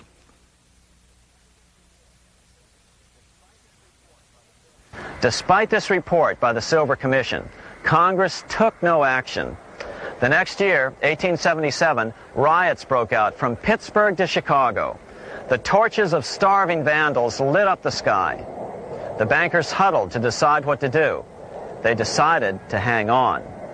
Now that they were back in control to a certain extent, they were not about to give it up. At the meeting of the American Bankers Association that year, they urged their membership to do everything in their power to put down the notion of a return to greenbacks. The ABA Secretary, James Buell, authored a letter to the members which blatantly called on the banks to subvert not only Congress, but the press. It is advisable to do all in your power to sustain such prominent daily and weekly newspapers, especially the agricultural and religious press, as will oppose the greenback issue of paper money, and that you will also withhold patronage from all applicants who are not willing to oppose the government issue of money. To repeal the act creating banknotes or to restore to circulation the government issue of money will be to provide the people with money and will therefore seriously affect our individual profits as bankers and lenders. See your congressman at once and engage him to support our interest that we may control legislation. As political pressure mounted in Congress for change, the press tried to turn the American people away from the truth. The New York Tribune put it this way on January 10th, 1878. "The capital of the country is organized at last, and we will see whether Congress will dare to fly in its face." But it didn't work entirely. On February 28, 1878, Congress passed the Sherman Law, allowing the minting of a limited number of silver dollars, ending the 5-year hiatus. This did not end gold backing of the currency, however, nor did it completely free silver. Previous to 1873, anyone who brought silver to the U.S. Mint could have it struck into silver dollars free of charge. No longer. But at least some money began to flow back into the economy again. With no further threat to their control, the bankers loosened up on loans, and the post-Civil War depression was finally ended. 3 years later, the American people elected Republican James Garfield president. Garfield understood how the economy was being manipulated. As a congressman, he had been chairman of the Appropriations Committee and was a member of Banking and Currency. After his inauguration, he slammed the money changers publicly in 1881. Whoever controls the volume of money in any country is absolute master of all industry and commerce. And when you realize that the entire system is very easily controlled, one way or another, by a few powerful men at the top, you will not have to be told how periods of inflation and depression originate. Unfortunately, within a few weeks of making this statement, on July 2nd of 1881, President Garfield was assassinated.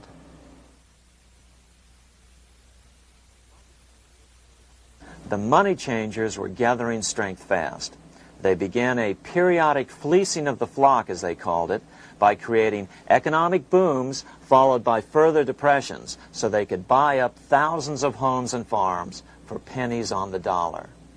In 1891, the money changers prepared to take the American economy down again, and their methods and motives were laid out with shocking clarity in a memo sent out by the American Bankers Association, the ABA, an organization in which most bankers were members. Notice that this memo called for bankers to create a depression on a certain date 3 years in the future. According to the congressional record, here's how it read in part. On September 1st, 1894, we will not renew our loans under any consideration. On September 1st, we will demand our money. We will foreclose and become mortgagees in possession. We can take 2/3 of the farms west of the Mississippi and thousands of them east of the Mississippi as well at our price. Then the farmers will become tenants, as in England. These depressions could be controlled because America was on the gold money standard. Since gold is scarce, it's one of the easiest commodities to manipulate. People wanted silver money legalized again so they could escape the stranglehold the money changers had on gold money. People wanted silver money reinstated, reversing Mr. Said's Act of 1873, by then called the Crime of 73. By 1896, the issue of more silver money had become the central issue in the presidential campaign. William Jennings Bryan, a senator from Nebraska, ran for president as a Democrat on the free silver issue. At the Democratic National Convention in Chicago, he made an emotional speech which won him the nomination, entitled Crown of Thorns and Cross of Gold. Though Bryan was only 36 years old at the time, this speech is widely regarded as the most famous oration ever made before a political convention. In the dramatic conclusion, Bryan said, "We will answer their demand for a gold standard by saying to them, you shall not press down upon the brow of labor this crown of thorns. You shall not crucify mankind upon a cross of gold." The bankers lavishly supported the Republican candidate, William McKinley, who favored the gold standard. The resulting contest was amongst the most fiercely contested presidential races in American history. Bryan made over 600 speeches in 27 states. The McKinley campaign got manufacturers and industrialists to inform their employees that if Bryan were elected, all factories and plants would close and there would be no work. The ruse succeeded. McKinley beat Bryan by a small margin. Bryan ran for president again in 1900 and in 1908, but fell short each time. During the 1912 Democratic Convention, Bryan was a powerful figure who helped Woodrow Wilson win the nomination. When Wilson became president, he appointed Bryan as Secretary of State, but Bryan soon became disenchanted with the Wilson administration. Bryan served only 2 years in the Wilson administration before resigning in 1915 over the highly suspicious sinking of the Lusitania, the event which was used to drive America into World War I. Although William Jennings Bryan never gained the presidency, his efforts delayed the money changers for 17 years from attaining their next goal, a new, privately owned central bank for America.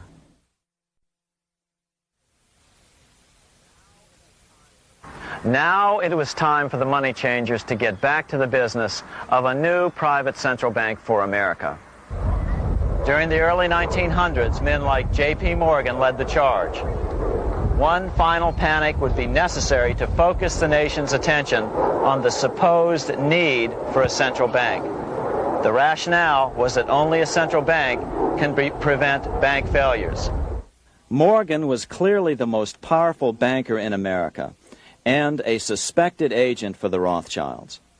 Morgan had helped finance John D. Rockefeller's Standard Oil empire. He had also helped finance the monopolies of Edward Harriman in railroads, of Andrew Carnegie in steel, and of others in numerous industries. But on top of that, J.P. Morgan's father, Junius Morgan, had been America's financial agent to the British. After his father's death, J.P. Morgan took on a British partner, Edward Grenfell, a longtime director of the Bank of England. In fact, upon Morgan's death, his estate contained only a few $1 million. The bulk of the securities most people thought he owned were in fact owned by others. In 1902, President Theodore Roosevelt allegedly went after Morgan and his friends by using the Sherman Antitrust Act to try to break up their industrial monopolies. Actually, Roosevelt did very little to interfere in the growing monopolization of American industry by the bankers and their surrogates. For example, Roosevelt supposedly broke up the Standard Oil monopoly, But it wasn't really broken at all. It was merely divided into 7 corporations, all still controlled by the Rockefellers. The public was aware of this thanks to political cartoonists like Thomas Nast, who referred to the bankers as the money trust. By 1907, the year after Teddy Roosevelt's re-election, Morgan decided it was time to try for a central bank again. Using their combined financial muscle, Morgan and his friends were secretly able to crash the stock market. Thousands of small banks were vastly overextended. Some had reserves of less than 1% thanks to the fractional reserve principle. Within days, bank runs were commonplace across the nation. Now Morgan stepped into the public arena and offered to prop up the faltering American economy by supporting failing banks with money he manufactured out of nothing. It was an outrageous proposal, far worse than even fractional reserve banking, but Congress let him do it. Morgan manufactured $200 million worth of this completely reserveless private money and bought things with it, paid for services with it, and sent some of it to his branch banks to lend out at interest. His plan worked. Soon, the public regained confidence in money in general and quit hoarding their currency. But as a result, banking power was further consolidated into the hands of a few large banks. By 1908, the panic was over, and Morgan was hailed as a hero by the president of Princeton University, a man by the name of Woodrow Wilson. All this trouble could be averted if we appointed a committee of 6 or 7 public-spirited men like J.P. Morgan to handle the affairs of our country. Economics textbooks would later explain that the creation of the Federal Reserve System was the direct result of the panic of 1907. Quote, "With its alarming epidemic of bank failures, the country was fed up once and for all with the anarchy of unstable private banking," close quote. But Minnesota Congressman Charles A. Lindbergh Sr., the father of the famous aviator Lucky Lindy, later explained that the panic of 1907 was really just a scam. Those not favorable to the money trust could be squeezed out of business, and the people frightened into demanding changes in the banking and currency laws which the money trust would frame. So, since the passage of the National Bank Act of 1863, the money changers had been able to create a series of booms and busts. The purpose was not only to fleece the American public of their property, but to later claim that the banking system was basically so unstable that it had to be consolidated into a central bank once again.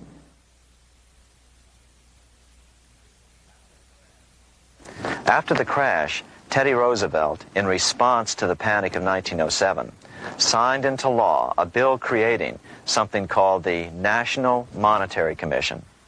The commission was to study the banking problem and make recommendations to Congress. Of course, the commission was packed with Morgan's friends and cronies.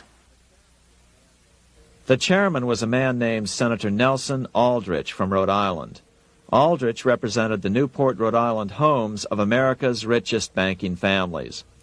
His daughter married John D. Rockefeller, Jr., and together they had 5 sons: John, Nelson, who would become vice president in 1974, Lawrence, Winthrop, and David, the head of the Council on Foreign Relations and former chairman of Chase Manhattan Bank. As soon as the National Monetary Commission was set up, Senator Aldrich immediately embarked on a 2-year tour of Europe, where he consulted at length with the private central bankers in England, France, and Germany. The total cost of his trip alone to the taxpayers was $300,000, an astronomical sum in those days.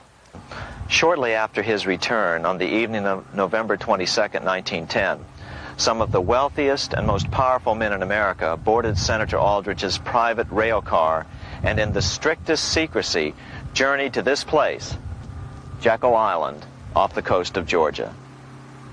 With the group came Paul Warburg. Warburg had been given a $500,000 per year salary to lobby for the passage of a privately owned central bank in America by the investment firm Kuhn, Loeb and Company. Warburg's partner in this firm was a man named Jacob Schiff, the grandson of the man who shared the Greenshield house with the Rothschild family in Frankfurt. Schiff, as we'll find out later, was in the process of spending $20 million to finance the overthrow of the Tsar in Russia. These three European banking families, the Rothschilds, the Warburgs, and the Schiffs, were interconnected by marriage down through the years, just as their American banking counterparts, the Morgans, Rockefellers, and Aldriches were. Secrecy was so tight that all 7 primary participants were cautioned to use only first names to prevent servants from learning their identities. Years later, one participant, Frank Vanderlip, president of National City Bank of New York and a representative of the Rockefeller family, confirmed the Jekyll Island trip in a February 9, 1935 edition of the Saturday Evening Post. I was as secretive, indeed as furtive as any conspirator. Discovery, we knew, simply must not happen, or else all our time and effort would be wasted. If it were to be exposed that our particular group had got together and written a banking bill, that bill would have no chance whatever of passage by Congress. The participants came here to figure out how to solve their major problem, how to bring back a privately owned central bank. But there were other problems that needed to be addressed as well. First of all, the market share of the big national banks was shrinking fast. In the first 10 years of the century, the number of U.S. banks had more than doubled to over 20,000. By 1913, only 29% of all banks were national banks, and they held only 57% of all deposits. As Senator Aldrich later admitted in a magazine article, before passage of this act, the New York bankers could only dominate the reserves of New York. Now, we are able to dominate the bank reserves of the entire country. Therefore, something had to be done to bring these new banks under their control. As John D. Rockefeller put it, quote, "Competition is sin," close quote. Secondly, the nation's economy was so strong that corporations were starting to finance their expansions out of profits instead of taking out huge loans from large banks. In the first 10 years of the new century, 70% of corporate funding came from profits. In other words, American industry was becoming independent of the money changers, and that trend had to be stopped. All the participants knew that these problems could be hammered out into a workable solution, but perhaps their biggest problem was a public relations problem, the name of the new bank. That discussion took place right here in this room, one of the many conference rooms in this sprawling hotel, today known as the Jekyll Island Club Hotel. Aldrich believed that the word bank should not even appear in the name. Warburg wanted to call the legislation the National Reserve Bill or the Federal Reserve Bill. The idea here was to give the impression that the purpose of the new central bank was to stop bank runs, but also to conceal its monopoly character. However, it was Aldrich, the egotistical politician, who insisted it be called the Aldrich Bill. After 9 days at Jekyll Island, the group dispersed. The new central bank would be very similar to the old Bank of the United States. It would be given a monopoly over U.S. currency and create that money out of nothing. How does the Fed create money out of nothing? It's a four-step process. But first, a word on bonds. Bonds are simply promises to pay, or government IOUs. People buy bonds to get a secure rate of interest. At the end of the term of the bond, the government repays the bond plus interest, and the bond is destroyed. There are about $3.6 trillion worth of these loans or bonds at present. Now here's the Fed money-making process. Step 1. The Federal Open Market Committee approves the purchase of U.S. bonds on the open market. Step 2. The bonds are purchased by the Fed from whoever is offering them for sale on the open market. Step 3. The Fed pays for the bonds with electronic credits to the seller's bank, which in turn credits the seller's bank account. The trick is that these credits are based on nothing. The Fed just creates them. Step 4.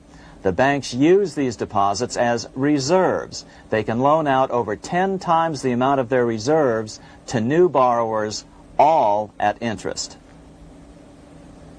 In this way, a Fed purchase of, say, $1 million worth of bonds gets turned into over $10 million in bank accounts. The Fed, in effect, creates 10% of this totally new money, and the banks create the other 90%. To reduce the amount of money in the economy, the process is just reversed. The Fed sells bonds to the public, and the money flows out of the purchaser's local bank. Loans must be reduced by 10 times the amount of the sale. So, a Fed sale of $1 million in bonds results in $10 million less money in the economy.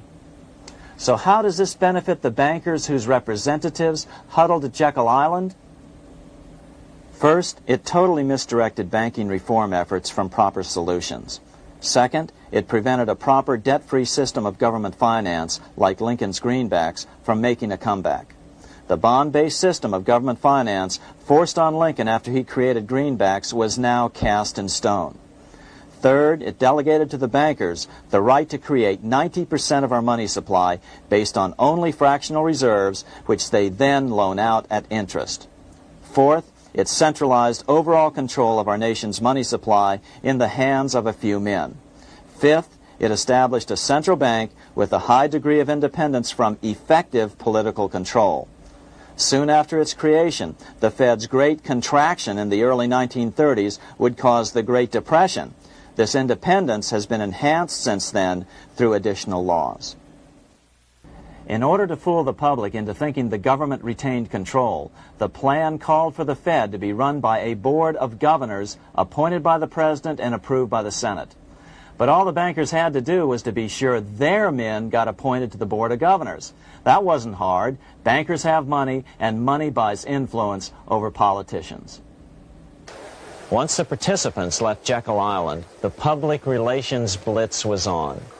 The big New York banks put together an educational fund of $5 million to finance professors at respected universities to endorse the new bank. Woodrow Wilson at Princeton was one of the first to jump on the bandwagon. But the bankers' subterfuge didn't work. The Aldrich Bill was quickly identified as the bankers' bill, a bill to benefit only what became known as the money trust. As Congressman Lindbergh put it during the congressional debate, the Aldrich Plan is the Wall Street Plan. It means another panic, if necessary, to intimidate the people. Aldrich, paid by the government to represent the people, proposes a plan for the trusts instead. Seeing they didn't have the votes to win in Congress, the Republican leadership never brought the Aldrich bill to a vote. The bankers quietly decided to move to track 2, the Democratic alternative. They began financing Woodrow Wilson as the Democratic nominee. As respected historian James Perloff put it, Wall Street financier Bernard Baruch was put in charge of Wilson's education. Baruch brought Wilson to the Democratic Party headquarters in New York in 1912, leading him like one would a poodle on a string. Wilson received an indoctrination course from the leaders convened there. So now the stage was set. The money changers were poised to install their privately owned central bank once again. The damage President Andrew Jackson had done 76 years earlier had been only partly repaired with the passage of the National Bank Act during the Civil War. Since then, the battle had raged on across the decades. The Jacksonians became the greenbackers, who became the hardcore supporters of William Jennings Bryan. With Bryan leading the charge, these opponents of the money changers, ignorant of Baruch's tutelage, now threw themselves behind Democrat Woodrow Wilson. They and Bryan would soon be betrayed.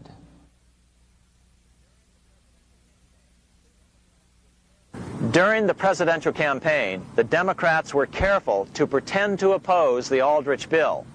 As Representative Lewis McFadden, himself a Democrat, as well as chairman of the House Banking and Currency Committee, explained it 20 years after the fact. The Aldrich bill was condemned in the platform. When Woodrow Wilson was nominated, the man who ruled the Democratic Party promised the people that if they were returned to power, there would be no central bank established here while they held the reins of government. 13 months later, that promise was broken, and the Wilson administration, under the tutelage of those sinister Wall Street figures who stood behind Colonel House, established here in our free country the worm-eaten, monarchical institution of the King's Bank, to control us from the top downward and to shackle us from the cradle to the grave. Once Wilson was elected, Morgan, Warburg, Baruch, and company advanced a new plan, which Warburg named the Federal Reserve System. The Democratic leadership hailed the new bill, called the Glass-Owen Bill, as something radically different from the Aldrich Bill. But in fact, the bill was virtually identical in every important detail. In fact, so vehement were the Democratic denials of similarity that Paul Warburg, the father of both bills, had to step in to reassure his paid friends in Congress that the two bills were virtually identical. Brushing aside the external differences affecting the shells, we find the kernels of the two systems very closely resembling and related to one another.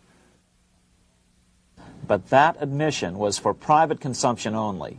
Publicly, the money trust trotted out Senator Aldrich and Frank Vanderlip, the president of Rockefeller's National City Bank of New York and one of the Jekyll Island Seven, to oppose the new Federal Reserve System. Years later, however, Vanderlip admitted in the Saturday Evening Post that the two measures were virtually identical. Although the Aldrich Federal Reserve Plan was defeated when it bore the name Aldrich, nevertheless, its essential points were all contained in the plan that finally was adopted.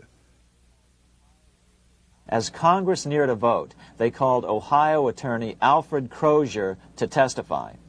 Crozier noted the similarities between the Aldrich bill and the Glass-Owen bill.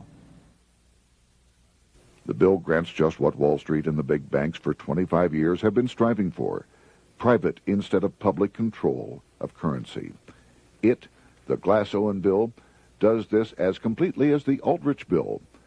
Both measures rob the government and the people of all effective control over the public's money, and vest in the banks exclusively the dangerous power to make money among the people scarce or plenty. During the debate on the measure, senators complained that the big banks were using their financial muscle to influence the outcome. "There are bankers in this country who are enemies of the public welfare," said one senator. What an understatement. Despite the charges of deceit and corruption, the bill was finally snuck through the Senate on December 22, 1913, after most senators had left town for the holidays, after having been assured by the leadership that nothing would be done until long after the Christmas recess. On the day the bill was passed, Congressman Lindbergh prophetically warned his countrymen that this act establishes the most gigantic trust on earth.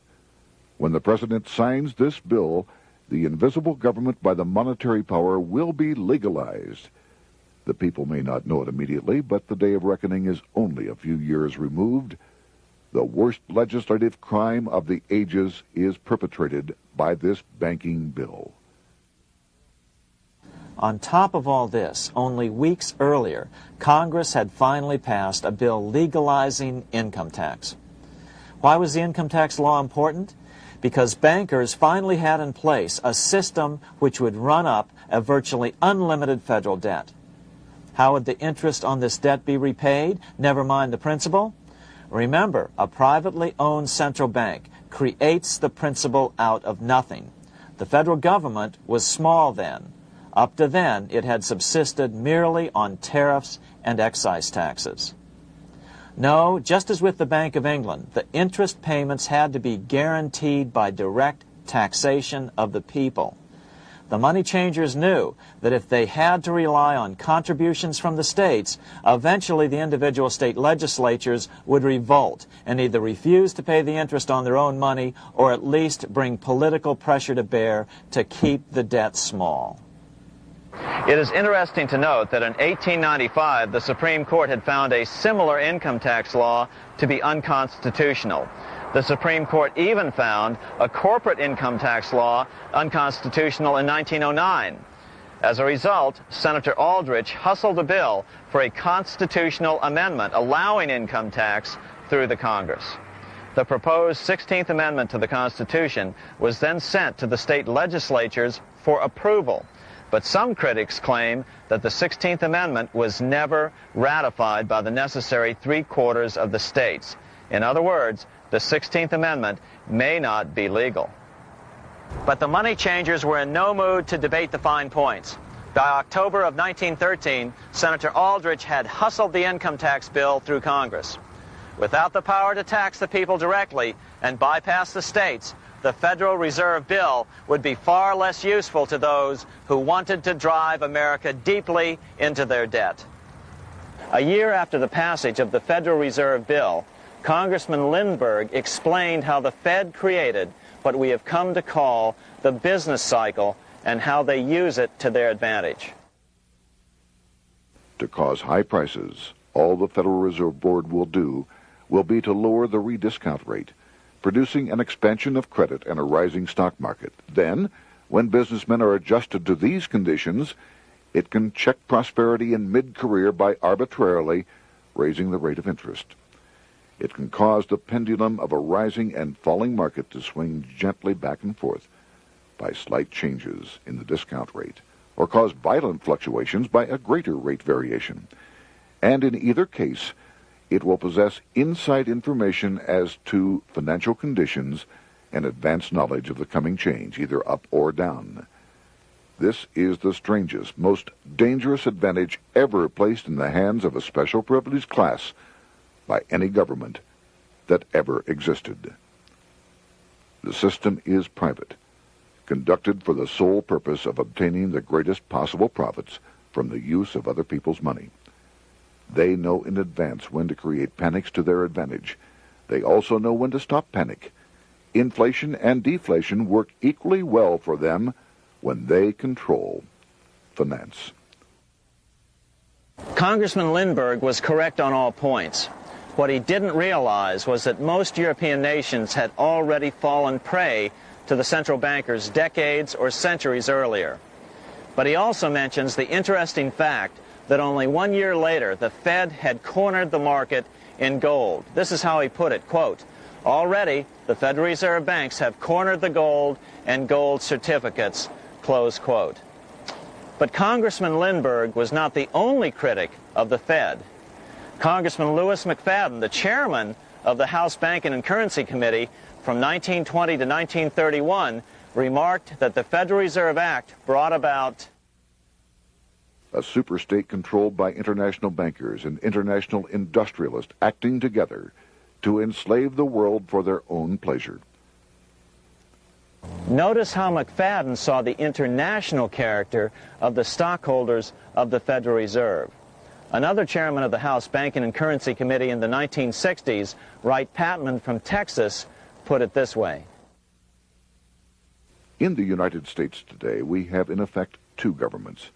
We have the duly constituted government, then we have an independent, uncontrolled, and uncoordinated government in the Federal Reserve System, operating the money powers which are reserved to Congress by the Constitution.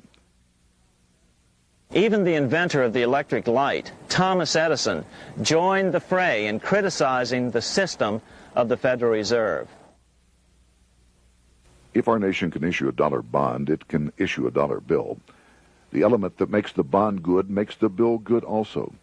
The difference between the bond and the bill is the bond lets money brokers collect twice the amount of the bond and an additional 20%, whereas the currency pays nobody but those who contribute directly in some useful way. It is absurd to say that our country can issue $30 million in bonds and not $30 million in currency. Both are promises to pay, but one promise fattens the usurers, and the other helps the people. 3 years after the passage of the Federal Reserve Act, even President Wilson began to have second thoughts about what had been unleashed during his first term in office. We have come to be one of the worst ruled, one of the most completely controlled governments in the civilized world, no longer a government of free opinion, no longer a government by a vote of the majority, but a government by the opinion and duress of a small group of dominant men. Some of the biggest men in the United States in the field of commerce and manufacture are afraid of something. They know that there is a power somewhere so organized, so subtle, so watchful, so interlocked, so complete, so pervasive, that they had better not speak above their breath when they speak in condemnation of it. Before his death in 1924, President Wilson realized the full extent of the damage he had done to America when he confessed, "I have unwittingly ruined my government." So finally, the money changers, those who profit by manipulating the amount of money in circulation, had their privately owned central bank installed again in America. The major newspapers, which they also owned, hailed passage of the Federal Reserve Act of 1913, telling the public that now depressions could be scientifically prevented. The fact of the matter was that now depressions could be scientifically created.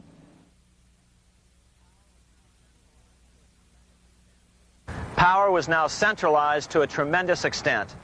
Now it was time for a war, a really big war. In fact, the First World War.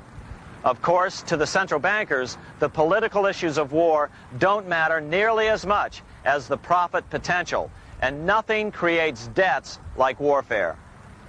England was the best example at that time.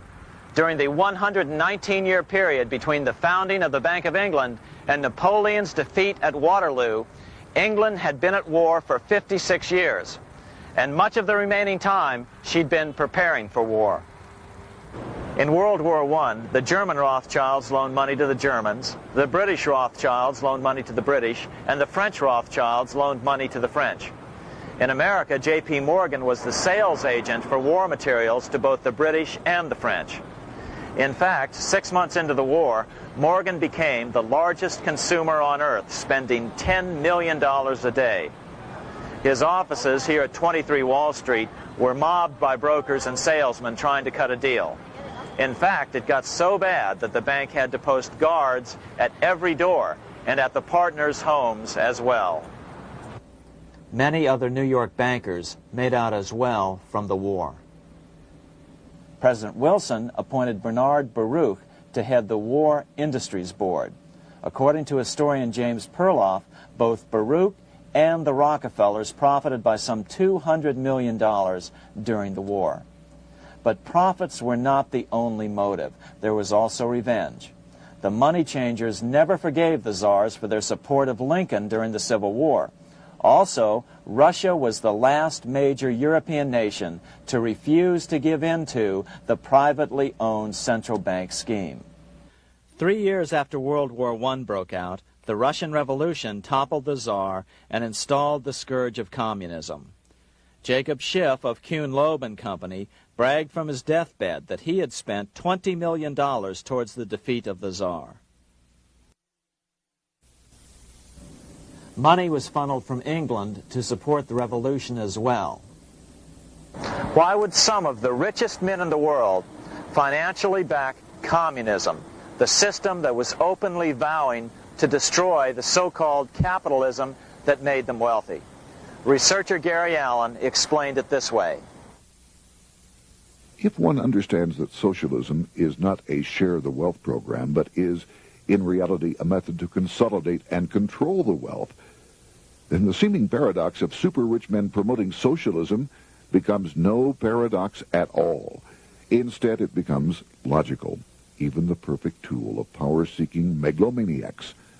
Communism, or more accurately socialism, is not a movement of the downtrodden masses, but of the economic elite. As W. Cleon Skousen put it, In his 1970 book, The Naked Capitalist, power from any source tends to create an appetite for additional power. It was almost inevitable that the super-rich would one day aspire to control not only their own wealth, but the wealth of the whole world.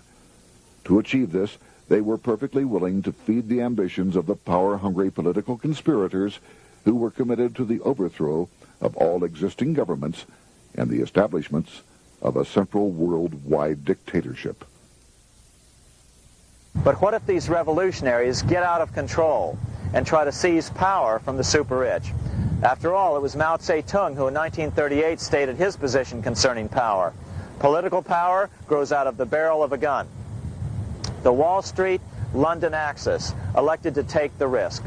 The master planners attempted to control revolutionary communist groups by feeding them vast quantities of money when they obeyed and contracting their money supply or even financing their opposition if they got out of control. Lenin began to understand that although he was the absolute dictator of the new Soviet Union, he was not pulling the financial strings. Someone else was silently in control. The state does not function as we desired. The car does not obey. A man is at the wheel and seems to lead it, but the car does not drive in the desired direction. It moves as another force wishes.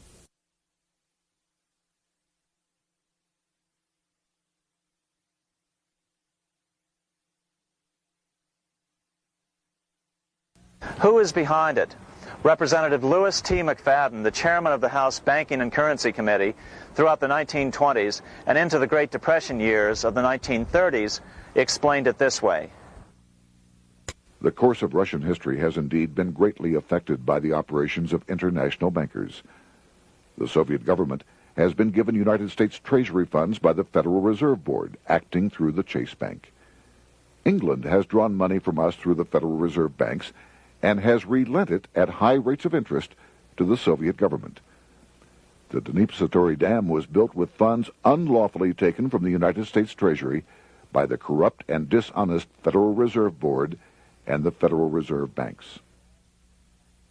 In other words, the Fed and the Bank of England, at the behest of the international bankers who controlled them, were creating a monster, one which would fuel 7 decades of unprecedented communist revolution, warfare, and most importantly, debt. In case you think there's some chance that the money changers got communism going and then lost control, in 1992 the Washington Times reported that Russian President Boris Yeltsin was upset that most of the incoming foreign aid was being siphoned off, quote, straight back into the coffers of Western banks in debt service, close quote.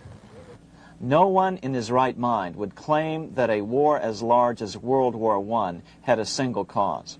Wars are complex things with many causative factors. But on the other hand, it would also be equally foolish to ignore as a prime cause of World War I those who would profit the most from the war. The role of the money changers is no wild conspiracy theory. They had a motive, a short-ranged, self-serving motive, as well as a long-range political motive of advancing totalitarian governments, with the money changers maintaining the financial clout to control whatever politician might emerge as the leader. Next, we'll see what the money changers' ultimate political goal is for the world.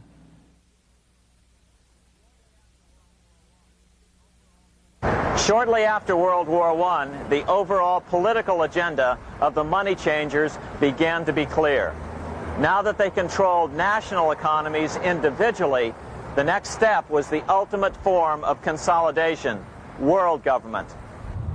The new world government proposal was given top priority at the Paris Peace Conference after World War I.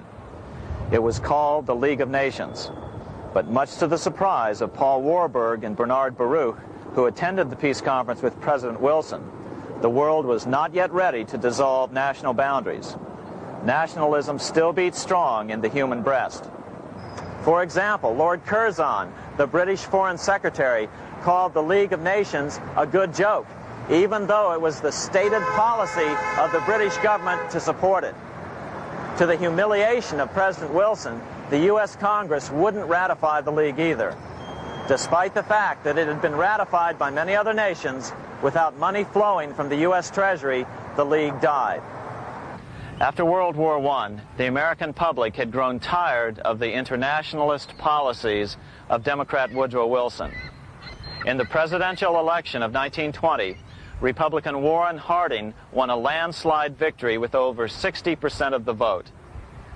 Harding was an ardent foe of both Bolshevism and the League of Nations. His election, which opened a 12-year run of Republican presidents in the White House, led to an unprecedented era of prosperity known as the Roaring Twenties. Despite the fact that the war had brought America a debt 10 times larger than its Civil War debt, still the American economy surged. Gold had poured into the country during the war, and it continued to do so afterwards. In the early 1920s, the governor of this bank, the Federal Reserve Bank of New York, a man named Benjamin Strong, met frequently with the secretive and eccentric governor of the Bank of England, Montague Norman. Norman was determined to replace the gold England had lost to the U.S. during World War I and return the Bank of England to its former position of dominance in world finance. On top of that, rich with gold, the American economy might get out of control again, just like it had done after the Civil War. During the next 8 years, under the presidencies of Harding and Coolidge, the huge federal debt built up during World War I was cut by 38%, down to $16 billion, the greatest percentage drop in U.S. history. During the election of 1920, Warren Harding and Calvin Coolidge ran against James Cox, the governor of Ohio, and the little-known Franklin D. Roosevelt, who had previously risen to no higher post than President Wilson's Assistant Secretary of the Navy. After his inauguration, Harding moved quickly to formally kill the League of Nations. Then he quickly moved to reduce domestic taxes while raising tariffs to record heights. Now, this was a revenue policy of which most of the Founding Fathers would certainly have approved. His second year in office, Harding took ill on a train trip in the West and suddenly died. Although no autopsy was performed, the cause was said to be either pneumonia or food poisoning. When Coolidge took over, he continued Harding's domestic economic policy of high tariffs on imports while cutting income taxes. As a result, the economy grew at such a rate that net revenue still increased. Now that had to be stopped. So just as they'd done so frequently before, the money changers decided it was time to crash the American economy. The Federal Reserve began flooding the country with money. They increased the money supply by 62% during these years. Money was plentiful. This is why it was known as the Roaring Twenties. Before his death in 1919, former President Teddy Roosevelt warned the American people what was going on. As reported in the March 27, 1922 edition of the New York Times, Roosevelt said, "These international bankers and Rockefeller Standard Oil interests control the majority of newspapers and the columns of these papers to club into submission or drive out of public office officials who refuse to do the bidding of the powerful, corrupt cliques which compose the invisible government." Just one day before, in the New York Times, the mayor of New York, John Hylan, quoted Roosevelt and blasted those he saw as taking control of America, its political machinery, and its press. The warning of Theodore Roosevelt has much timeliness today, for the real menace of our republic is this invisible government which, like a giant octopus, sprawls its slimy length over city, state, and nation. It seizes in its long and powerful tentacles our executive officers, our legislative bodies, our schools, our courts, our newspapers, and every agency created for the public protection. To depart from mere generalizations, let me say that at the head of this octopus are the Rockefeller Standard Oil interest and a small group of powerful banking houses generally referred to as the international bankers. The little coterie of powerful international bankers virtually run the United States government for their own selfish purposes. They practically control both parties, write political platforms, make cat's paws of party leaders, use the leading men of private organizations, and resort to every device to place in nomination for high public office only such candidates as will be amenable to the dictates of corrupt big business. These international bankers and Rockefeller Standard Oil interests control the majority of newspapers and magazines in this country. Why didn't people listen to such strong warnings and demand that Congress reverse its 1913 passage of the Federal Reserve Act? Because remember, it was the 1920s. A steady increase in bank loans contributed to a rising market. In other words, just as it is today, in times of prosperity, no one wants to worry about economic issues. But there was a dark side to all this prosperity. Businesses expanded and became strung out on credit. Speculation in the booming stock market became rampant. Although everything looked rosy, it was a castle made of sand. When all was in readiness, in April of 1929, Paul Warburg, the father of the Federal Reserve, sent out a secret advisory warning his friends that a collapse and nationwide depression was certain. In August of 1929, the Fed began to tighten money. It is not a coincidence that the biographies of all the Wall Street giants of that era, John D. Rockefeller, J.P. Morgan, Bernard Baruch, etc., all marvel that they got out of the stock market just before the crash and put all their assets in cash or gold. On October 24th, 1929, the big New York bankers called in their 24-hour broker call loans. This meant that both stockbrokers and customers had to dump their stocks on the market to cover their loans, no matter what price they had to sell them for.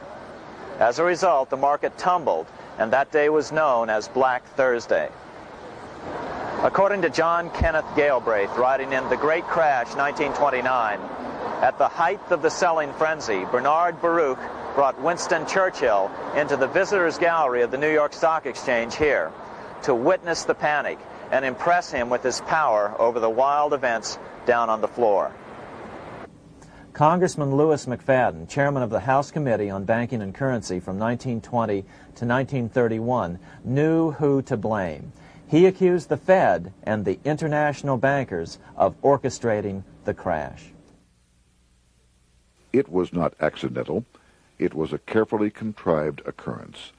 The international bankers sought to bring about a condition of despair here so that they might emerge as rulers of us all. But McFadden went even farther. He openly accused them of causing the crash in order to steal America's gold. In February 1931, in the midst of the Depression, he put it this way. I think it can hardly be disputed that the statesmen and financiers of Europe are ready to take almost any means to reacquire rapidly the gold stock which Europe lost to America as the result of World War I. Curtis Dahl, a broker for Lehman Brothers, was on the floor of the New York Stock Exchange the day of the crash. In his 1970 book, FDR, My Exploited Father-in-Law, he explained that the crash was triggered by the planned sudden shortage of call money in the New York money market. Actually, it was the calculated shearing of the public by the world money powers triggered by the planned sudden shortage of call money in the New York money market. Within a few weeks, $3 billion of wealth simply seemed to vanish. Within a year, $40 billion had been lost. But did it really disappear? Or was it simply consolidated in fewer hands? And what did the Federal Reserve do? Instead of moving to help the economy out by quickly lowering interest rates to stimulate the economy, the Fed continued to brutally contract the money supply further, deepening the Depression. Between 1929 and 1933, the Fed reduced the money supply by an additional 33%. Although most Americans have never heard that the Fed was the cause of the Depression, this is well known among top economists. Milton Friedman, the Nobel Prize-winning economist, now of Stanford University, said the same thing in a National Public Radio interview in January of 1996. The Federal Reserve definitely caused the Great Depression by contracting the amount of currency in circulation by 1/3 from 1929 to 1933. But the money lost by most Americans during the Depression didn't just vanish. It was just redistributed into the hands of those who had gotten out just before the crash and had purchased gold, which is always a safe place to put your money just before a depression. But America's money also went overseas. Incredibly, as President Hoover was heroically trying to rescue banks and prop up businesses, with millions of Americans starving as the Great Depression deepened, millions of dollars were being spent rebuilding Germany from damage sustained during World War I. 8 years before Hitler would invade Poland, Representative Louis McFadden, chairman of the House Banking and Currency Committee, warned Congress that Americans were paying for Hitler's rise to power. After World War I, Germany fell into the hands of the German international bankers. Those bankers bought her, and they now own her lock, stock, and barrel. They have purchased her industries, they have mortgages on her soil, they control her production, they control all her public utilities. The international German bankers have subsidized the present government of Germany, and they have also supplied every dollar of the money Adolf Hitler has used in his lavish campaign to build up a threat to the government of Brüning. When Brüning fails to obey the orders of the German international bankers, Hitler is brought forth to scare the Germans into submission. Through the Federal Reserve Board, over $30 billion of American money has been pumped into Germany. You have all heard of the spending that's taken place in Germany. Modernistic dwellings, her great planetariums, her gymnasiums, her swimming pools, her fine public highways, her perfect factories. All this was done on our money. All this was given to Germany through the Federal Reserve Board. The Federal Reserve Board has pumped so many billions of dollars into Germany that they dare not name the total. Franklin D. Roosevelt was swept into office during the 1932 presidential election. Once Roosevelt was in office, however, sweeping emergency banking measures were immediately announced, which did nothing but increase the Fed's power over the money supply. Then, and only then, did the Fed finally begin to loosen the purse strings and feed new money out to the starving American people. At first, Roosevelt railed against the money changers as being the cause of the Depression. Believe it or not, this is what he said on March 4th, 1933, in his inaugural address. Practices of the unscrupulous money changers stand indicted in the court of public opinion, rejected by the hearts and minds of men. The money changers have fled from their high seats in the temple of our civilization. But 2 days later, Roosevelt declared a bank holiday and closed all banks. Later that year, Roosevelt outlawed private ownership of all gold bullion and all gold coins with the exception of rare coins. Most of the gold in the hands of the average American was in the form of gold coins. The new decree was, in effect, a confiscation. Those who didn't comply risk as much as 10 years in prison and a $10,000 fine, the equivalent of $100,000 today. Out in small-town America, some people didn't trust Roosevelt's order. Many were torn between keeping their hard-earned wealth or obeying the government. Those who did turn in their gold were paid the official price for it, $20.66 per ounce.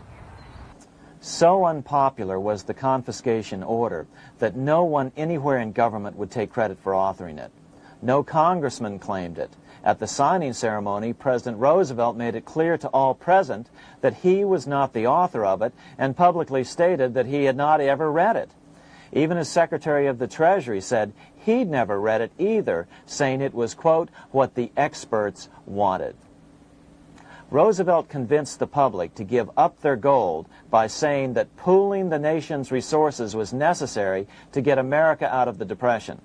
With great fanfare, he ordered a new bullion depository built to hold the mountain of gold the U.S. government was illegally confiscating. By 1936, the U.S. bullion depository at Fort Knox was completed, and in January 1937, the gold began to flow into it. The rip-off of the ages was about to proceed. In 1935, once the gold had all been turned in, the official price of gold was suddenly raised to $35 per ounce. But the catch was, only foreigners could sell their gold at the new higher price. The money changers who had heeded Warburg's note and gotten out of the stock market just before the crash and bought gold at $20.66 per ounce, then shipped it to London, could now bring it back and sell it back to the government, nearly doubling their money while the average American starved. The Fort Knox Bullion Depository sits here in the middle of the Fort Knox Military Reservation, 30 miles southwest of Louisville, Kentucky. This was as close as we were permitted to get to the depository despite years of letters from members of Congress to allow our film crew inside. The 4-acre grounds immediately surrounding the building are guarded by an electrified steel fence, an open moat, and 4 machine-gun-armed guard pillboxes at the structure's corners. When the gold began arriving on January 13, 1937, there was unprecedented security. Thousands of official guests watched the arrival of a 9-car train from Philadelphia, guarded by armed soldiers, postal inspectors, Secret Servicemen, and guards from the U.S. Mint.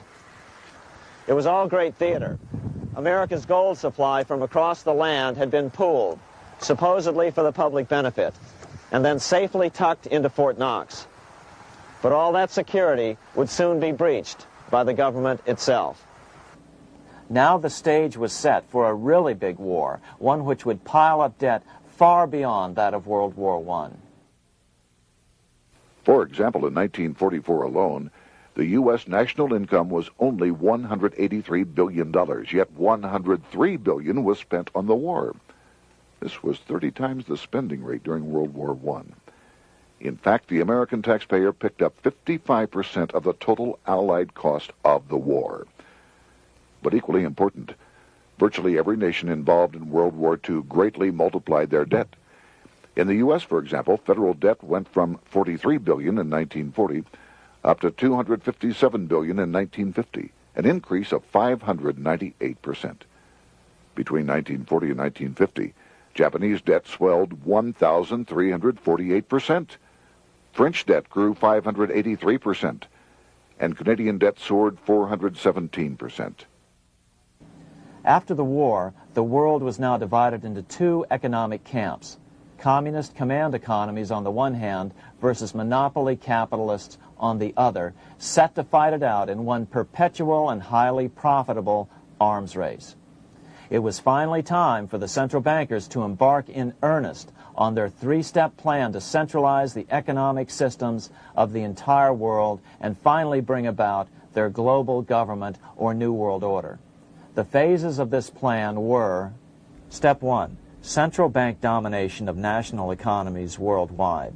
Step 2, centralize regional economies through organizations such as the European Monetary Union and regional trade unions such as NAFTA. Step 3, centralize the world economy through a world central bank, a world money, and ending national independence through abolition of all tariffs by treaties like GATT. Step 1 was completed long ago. Steps 2 and 3 are far advanced, nearing completion. What about gold? Among central banks, the largest holder of gold is now the IMF. It and central banks now control 2/3 of the world's gold supply, giving them the ability to manipulate the gold market. Remember the money changer's golden rule: he who has the gold makes the rules. But before we get into solutions to our problem, let's take a look at what happened to all that gold in Fort Knox. Because if we don't understand that the gold has been stolen, we'll allow ourselves to be stampeded into the wrong solution: a gold-backed currency. Most Americans still believe that the gold is still here at Fort Knox. At the end of World War II, Fort Knox contained over 700 million ounces of gold, an incredible 70% of all the gold in the world. How much remains? No one knows. Despite the fact that federal law requires an annual physical audit of Fort Knox gold, the Treasury has consistently refused to conduct one. The truth is that a reliable audit of whatever remains here has not been conducted since President Eisenhower ordered one in 1953. Where did America's gold in Fort Knox go? Over the years, it was sold off to European money changers at the $35 per ounce price. Remember, this was during a time when it was illegal for Americans to buy any of their own gold from Fort Knox. In fact, there was a very infamous case where the Firestone family set up a string of dummy corporations to purchase Fort Knox gold and keep it in Switzerland, never hitting U.S. shores. They were eventually caught, however, and successfully prosecuted. Finally, by 1971, all the pure gold had been secretly removed from Fort Knox, drained back to London. Once the gold was gone from Fort Knox, President Nixon closed the gold window by repealing Roosevelt's Gold Reserve Act of 1934, finally making it legal once again for Americans to buy gold. Naturally, gold prices immediately began to soar. 9 years later, gold sold for $880 per ounce, 25 times what the gold in Fort Knox was sold for. One would think that eventually someone in the government would get wind of what was happening and blow the whistle. The largest fortune in the history of the world stolen. Shades of the old James Bond film, Goldfinger. Well, as a matter of fact, Ian Fleming, the author of the James Bond series, was head of the British counterintelligence service, MI5. Some believe in the intelligence community that he wrote much of his fiction as a warning, as many authors of fiction do. If the removal of all the good delivery gold from Fort Knox can be viewed as a deliberate raid on the U.S. Treasury, then such an operation might well have been years in the making, namely 40 years.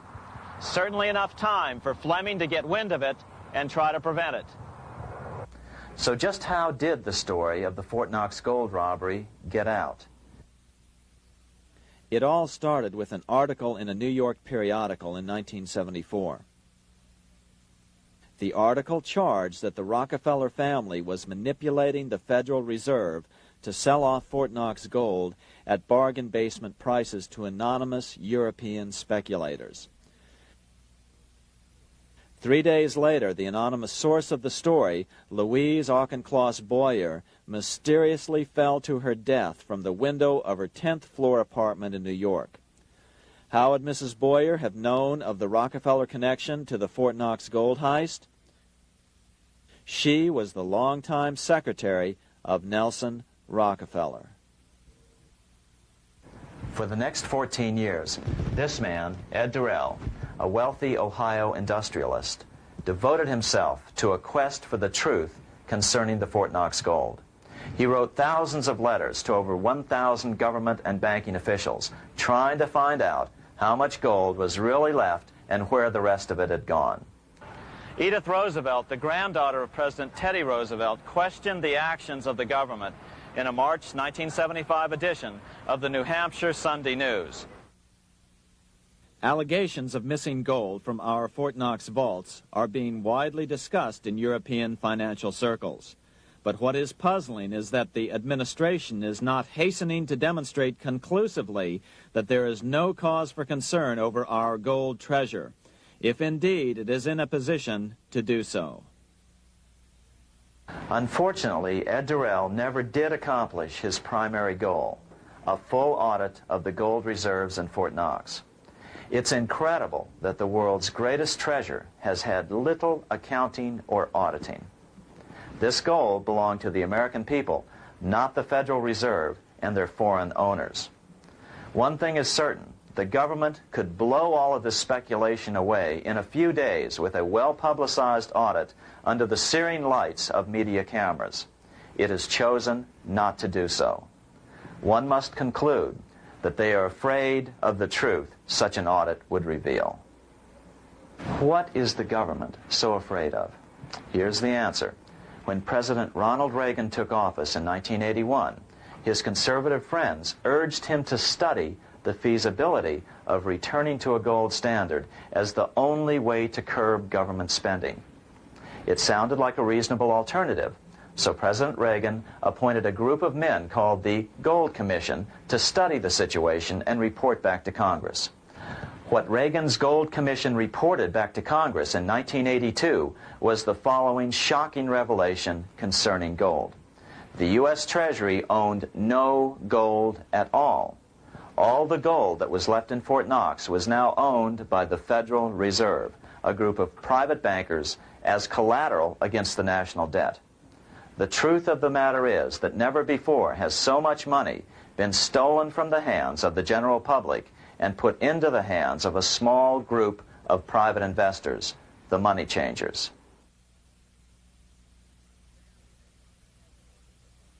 I'm standing in front of the headquarters of the International Monetary Fund located in Washington, D.C. Across the street, right over there, is the headquarters of the World Bank.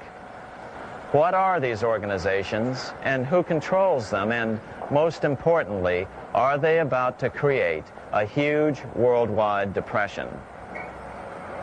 Let us step back in time for a moment to the aftermath of World War I. People were tired of war, so under the guise of peacemaking, the international bankers devised a plan to consolidate power even further. Claiming only an international government would stem the tide of world wars, the money changers pushed forward a proposal for world government which stood on three legs. A world central bank to be called the Bank of International Settlements, a world judiciary to be called the World Court located in The Hague, the Netherlands, and a world executive and legislature to be called the League of Nations. As President Clinton's mentor, Georgetown historian Carroll Quigley wrote in his 1966 book, Tragedy and Hope, the powers of financial capitalism had a far-reaching plan, nothing less than to create a world system of financial control in private hands, able to dominate the political system of each country and the economy of the world as a whole. This system was to be controlled in a feudalistic fashion by the central banks of the world, acting in concert by secret agreements arrived at in frequent meetings and conferences.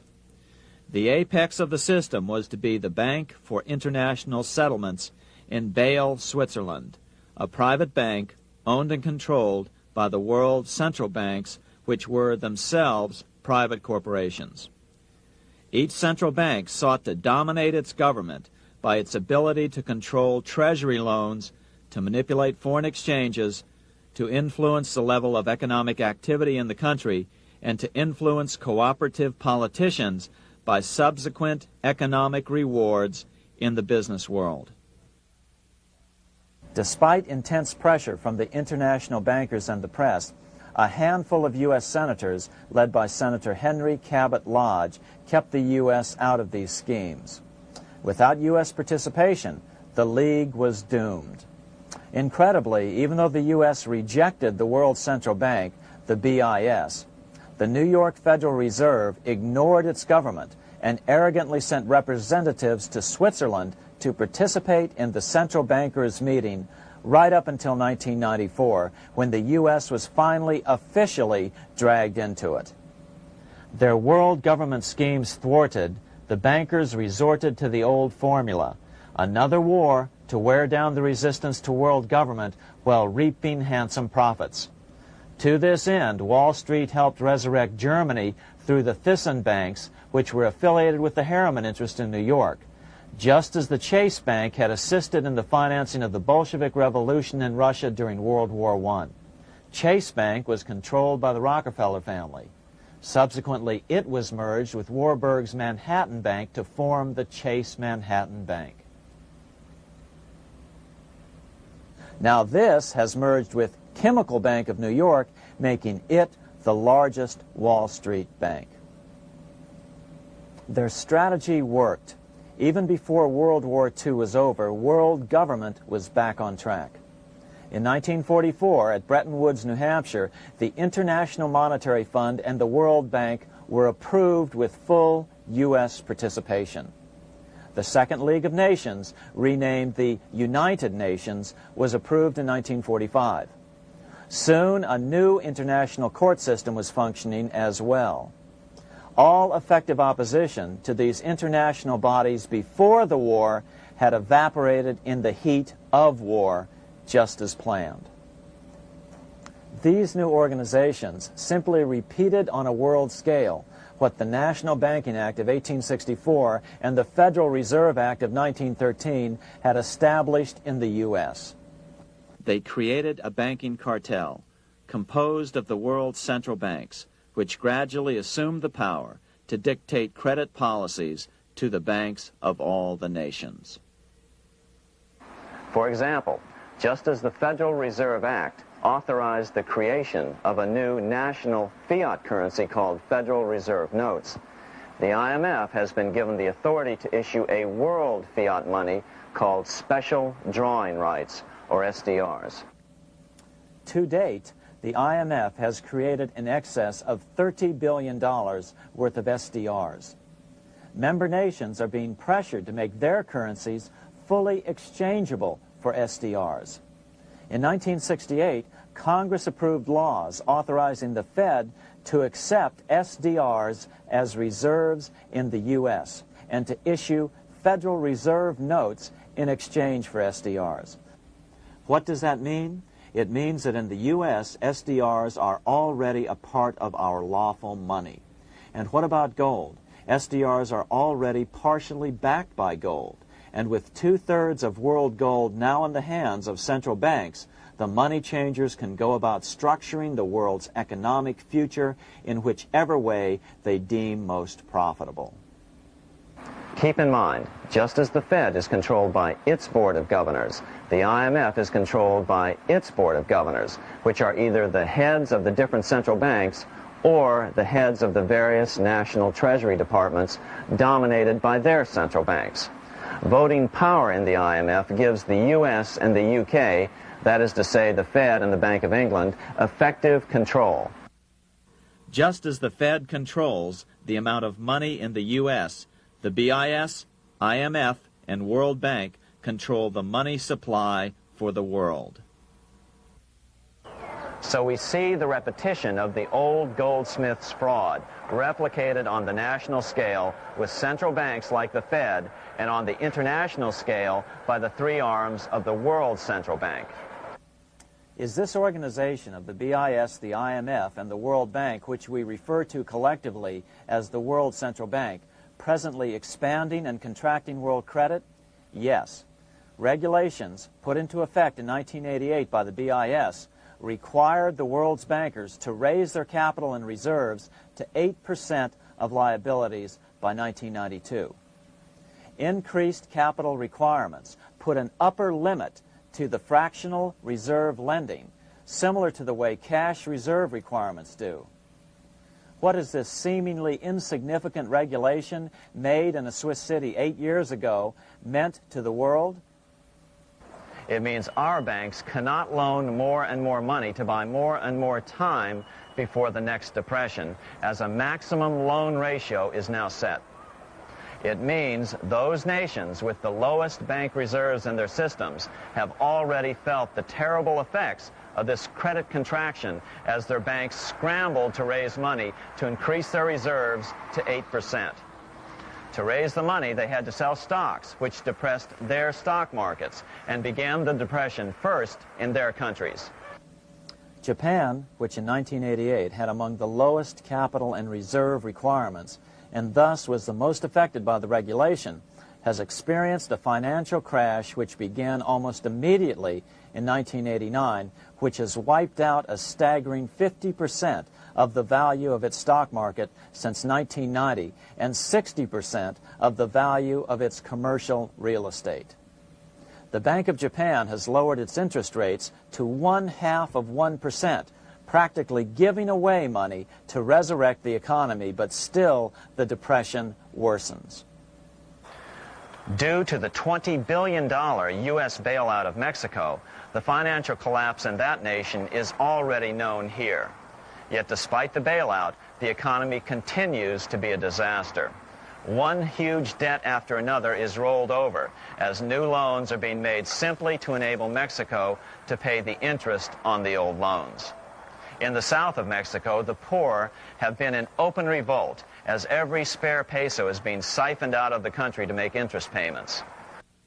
It is important to note that a radical transfer of power is taking place as nations become subservient to a supranational world central bank controlled by a handful of the world's richest bankers.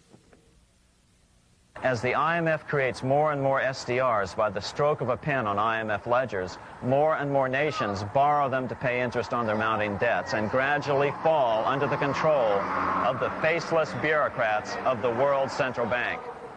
As the worldwide depression worsens and spreads, this will give the World Central Bank the power of economic life and death over these nations. It will decide which nations will be permitted to receive further loans and which nations will starve. Despite all the rhetoric about development and the alleviation of poverty, the result is a steady transfer of wealth from the debtor nations to the money changers' central banks which control the IMF and the World Bank. For example, in 1992, the Third World debtor nations, which borrowed from the World Bank, paid $198 million more to the central banks of the developed nations for World Bank-funded purposes than they received from the World Bank. All this increases their permanent debt in exchange for temporary relief of poverty caused by prior borrowings. Already, these repayments exceed the amount of the new loans. By 1992, Africa's external debt had reached $290 billion, 2.5 times greater than in 1980, resulting in skyrocketing infant mortality rates and unemployment, deterioration of schools, housing, and the general health of the people. The entire world faces the immeasurable suffering already destroying the Third World and now Japan, all for the benefit of the money changers. As one prominent Brazilian politician put it, "The Third World War has already started. It is a silent war, not for that reason any less sinister. The war is tearing down Brazil, Latin America, and practically all the Third World. Instead of soldiers dying, there are children. It is a war over the Third World debt, one which has as its main weapon interest, a weapon more deadly than the atom bomb, more shattering than a laser beam."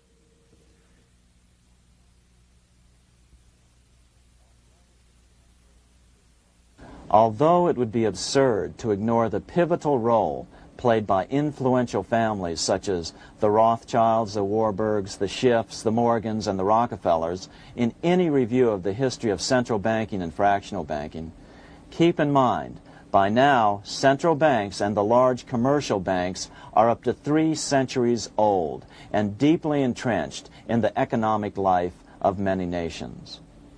These banks are no longer dependent on clever individuals such as a Nathan Rothschild. Years ago, the question of ownership was important, but no longer. For example, both the Bank of England and the Bank of France were nationalized after World War II, and nothing changed, nothing at all. They endure and continue to grow, now protected by numerous laws, paid politicians, and mortgaged media, untouched by the changing of generations. 3 centuries have given them an aura of respectability. The old school tie is now worn by the 6th generation son, who's been raised in a system that he may never question as he is named to serve on the governing boards of countless philanthropic organizations. To focus attention today on individuals or families, or to attempt to sort out the current holders of power, serves little useful purpose and would be a distraction from the cure. The problem is far bigger than that. It is the corrupt banking system that was and is being used to consolidate vast wealth into fewer and fewer hands that is our current economic problem.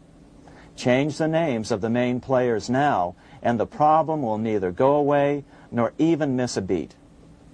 Likewise, among the hordes of bureaucrats working in the World Bank, central banks, and international banks, only a tiny fraction have any idea of what's really going on.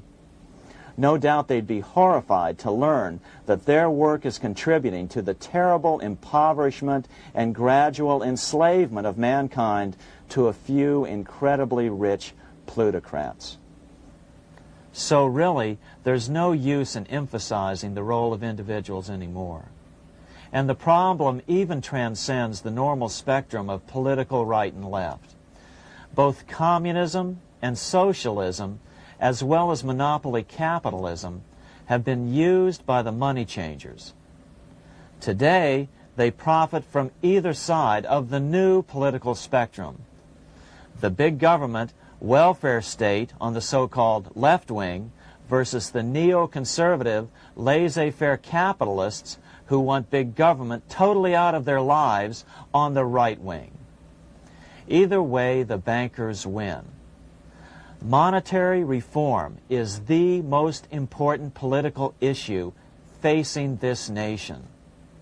That clarified, let's proceed to the conclusions in the spirit Lincoln declared, with malice towards none, with charity towards all.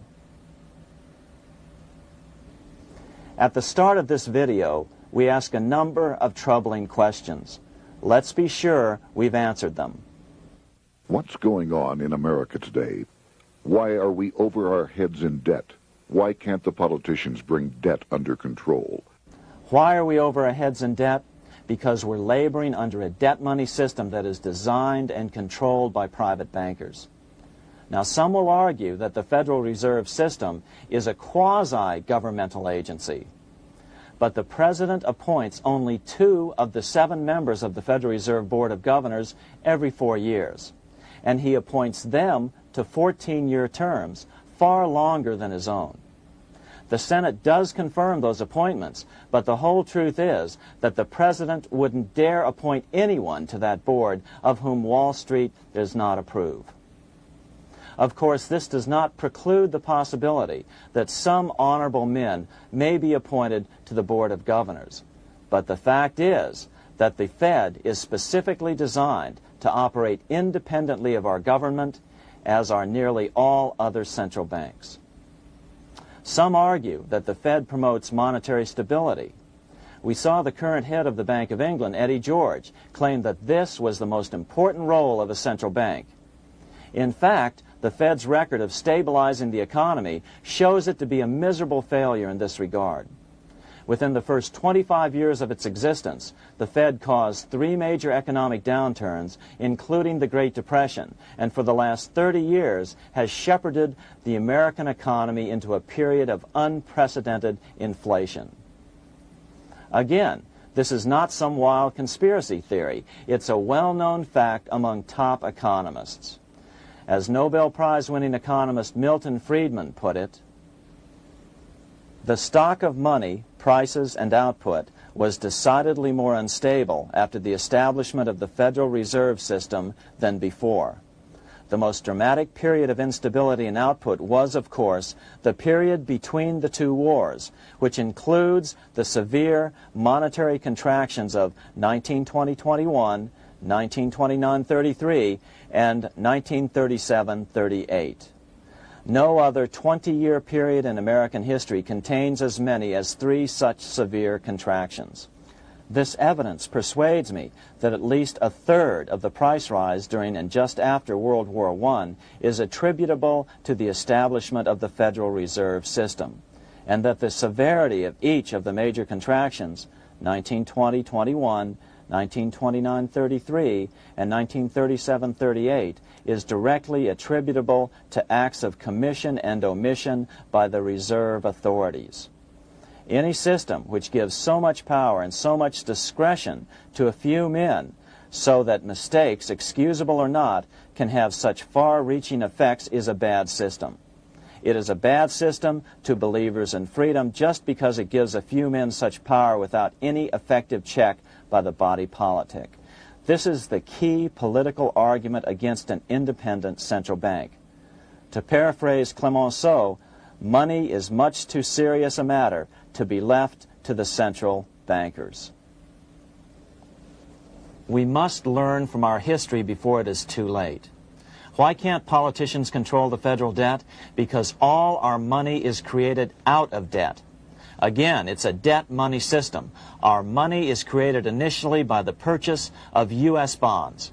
The public buys bonds like savings bonds, the banks buy bonds, foreigners buy bonds, and when the Fed wants to create more money in the system, it buys bonds, but pays for them with a simple bookkeeping entry which it creates out of nothing.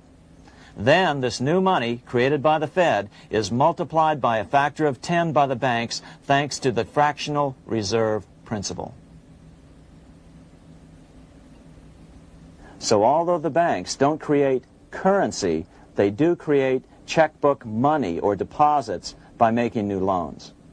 They even invest some of this created money. In fact, over $1 trillion of this privately created money has been used to purchase U.S. bonds on the open market, which provides the banks with roughly $50 billion in interest, risk-free, each year, less the interest they pay to some depositors. In this way, through fractional reserve lending, banks create over 90% of the money and therefore cause over 90% of our inflation. What can we do about all this? Fortunately, there's a way to fix the problem fairly easily, speedily, and without any serious financial problems.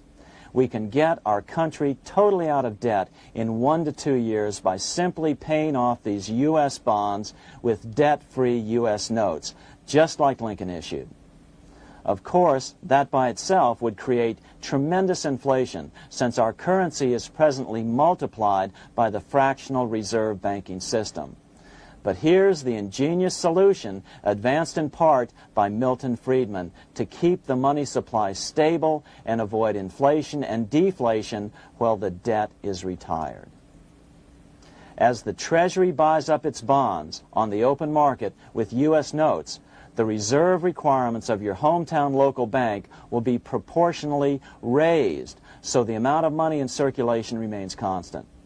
As those holding bonds are paid off in U.S. notes, they will deposit this money, thus making available the currency then needed by the banks to increase their reserves. Once all the U.S. bonds are replaced with U.S. notes, banks will be at 100% reserve banking instead of the fractional reserve system currently in use. From this point on, the former Fed buildings will only be needed as a central clearinghouse for checks and as vaults for U.S. notes. The Federal Reserve Act will no longer be necessary and could be repealed. Monetary power can be transferred back to the Treasury Department. There would be no further creation or contraction of money by banks. By doing it this way, our national debt can be paid off in a single year or so, and the Fed and fractional reserve banking abolished without national bankruptcy, financial collapse, inflation or deflation, or any significant change in the way the average American goes about his business. To the average person, the primary difference would be that for the first time since the Federal Reserve Act was passed in 1913, taxes would begin to go down. Now there's a real national blessing for you, rather than for Hamilton's banker friends. Now let's take a look at these proposals in more detail. Here are the main provisions of a Monetary Reform Act which needs to be passed by Congress. We've drafted a proposed Monetary Reform Act which follows at the end of this tape. Of course, variations with the same results would be equally welcome.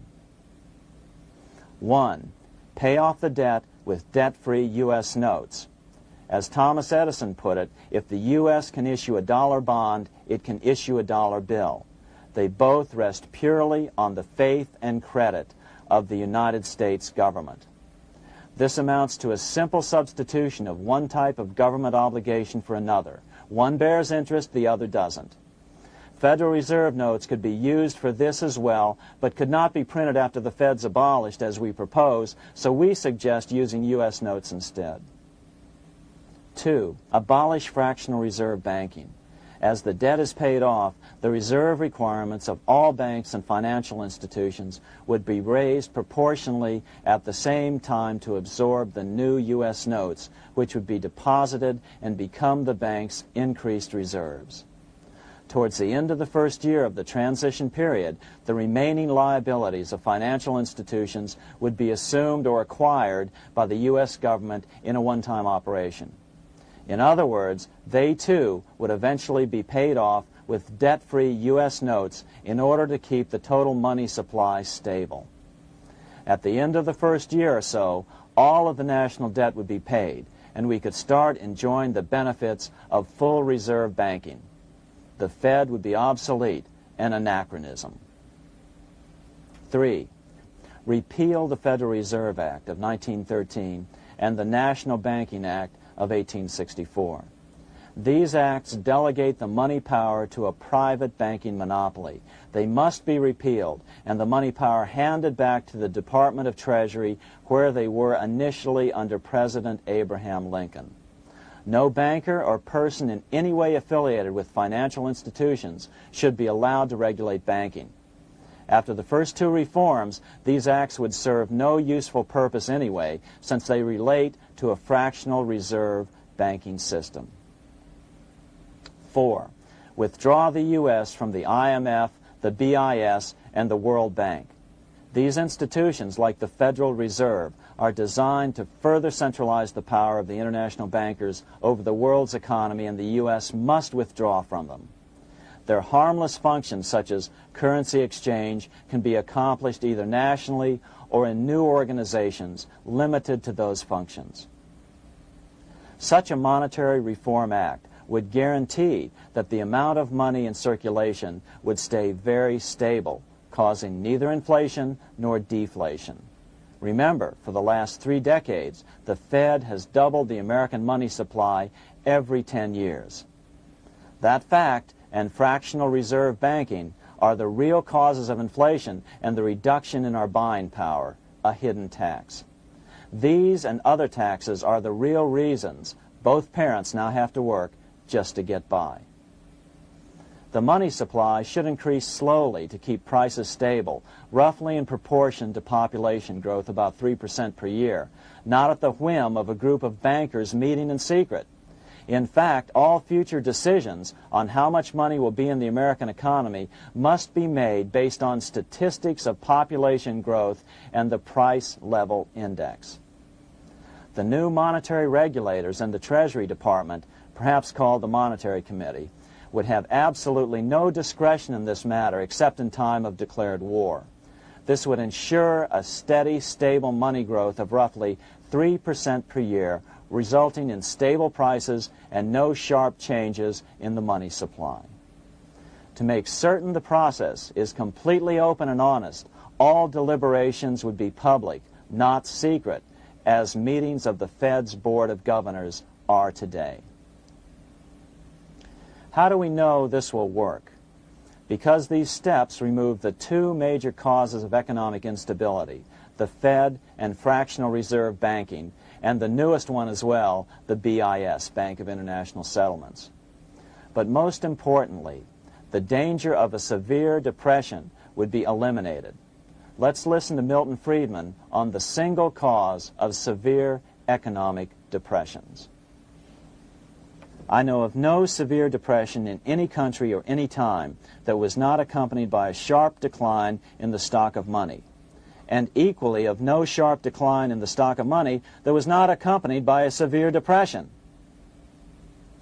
Issuing our own currency is not a radical solution. It's been advocated by Presidents Jefferson, Madison, Jackson, Van Buren, and Lincoln. But it's been used at different times throughout Europe as well. Perhaps the best example is one of the small islands off the coast of France in the English Channel. Called Guernsey, It's been using debt-free money issues to pay for large building projects for nearly 200 years. Here we are on Guernsey, and this is the Guernsey flower and vegetable market. Guernsey is one of the most successful examples of just how well a debt-free money system can work. In 1815, a committee was appointed to investigate how best to finance this new market. The impoverished island could not afford more new taxes, so the state's fathers decided to try a revolutionary idea: issue their own paper money. They were just colorful paper notes, backed by nothing, but the people of this tiny island agreed to accept them and trade with them. To be sure they circulated widely, they were declared to be good for the payment of taxes. Of course, this idea was nothing new. It was exactly what America had done before the American Revolution, and there are many other examples throughout the world. But it was new to Guernsey, and it worked miracles. This market is still in use, and remember, it was built for no debt to the people of this island state. But what if we follow Guernsey's example? How would the bankers react to these reforms?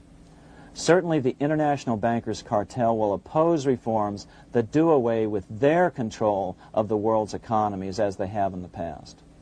But it is equally certain that Congress has the constitutional authority and responsibility to authorize the issuance of debt-free money, U.S. notes, and to reform the very banking laws it ill-advisedly enacted.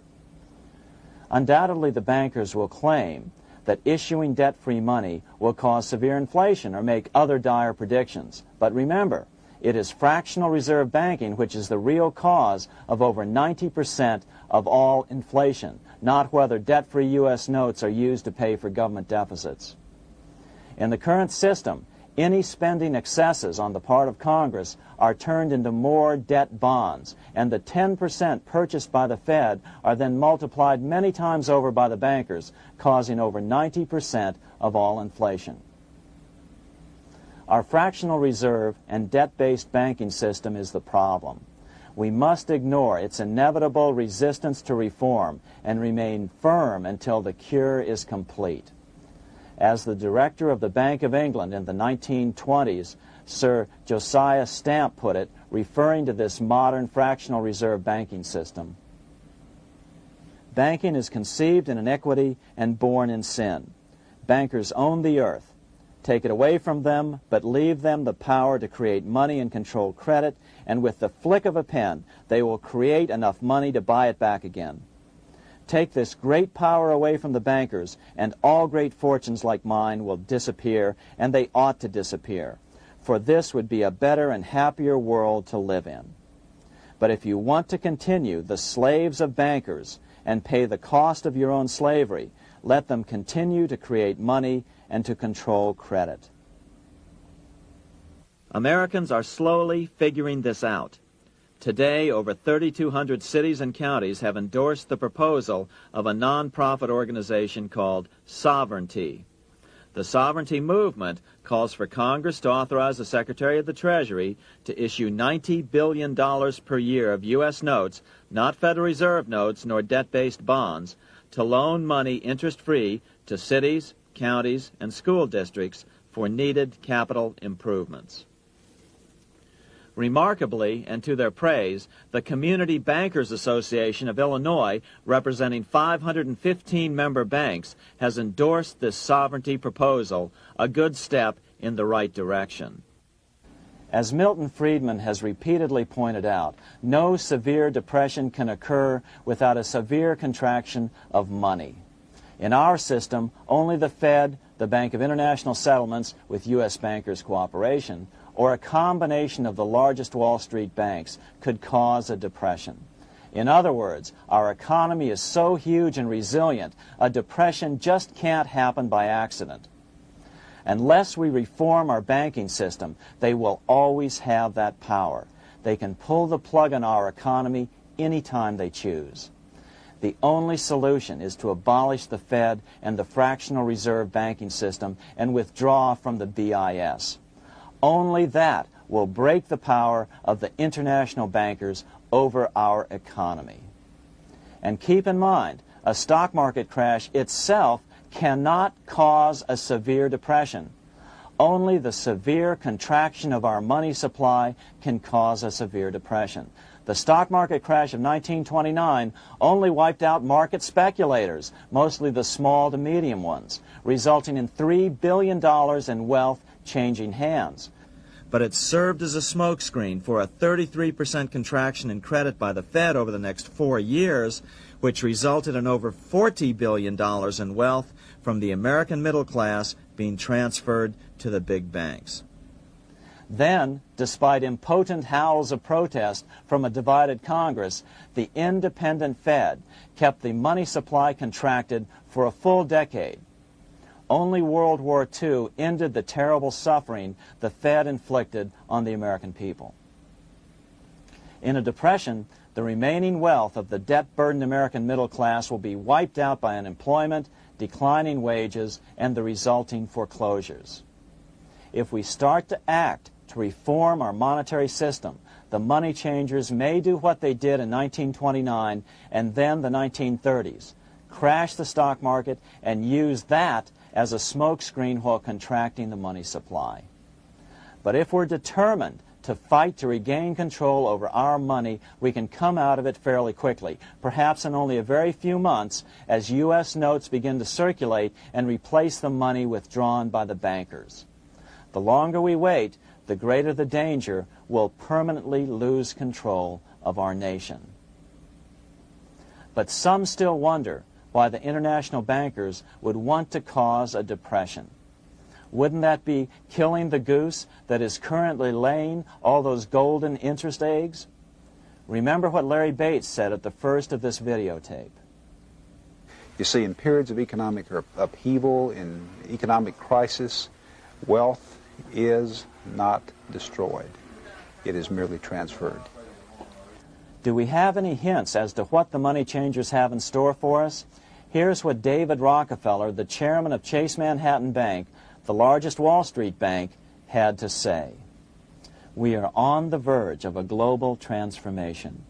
All we need is the right major crisis and the nation will accept the New World Order. So, crisis is needed to fulfill their plans quickly. The only question is when the crisis will occur. Fortunately, we probably have a little time. It's unlikely that this crisis will occur before the 1996 elections, but after that, the danger begins rising.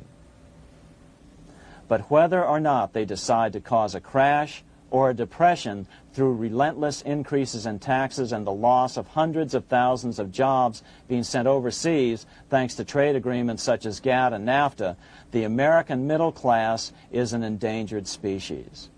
Cheaper labor, including slave labor in Red China, which Harry Wu has heroically documented, is being used to compete with American labor.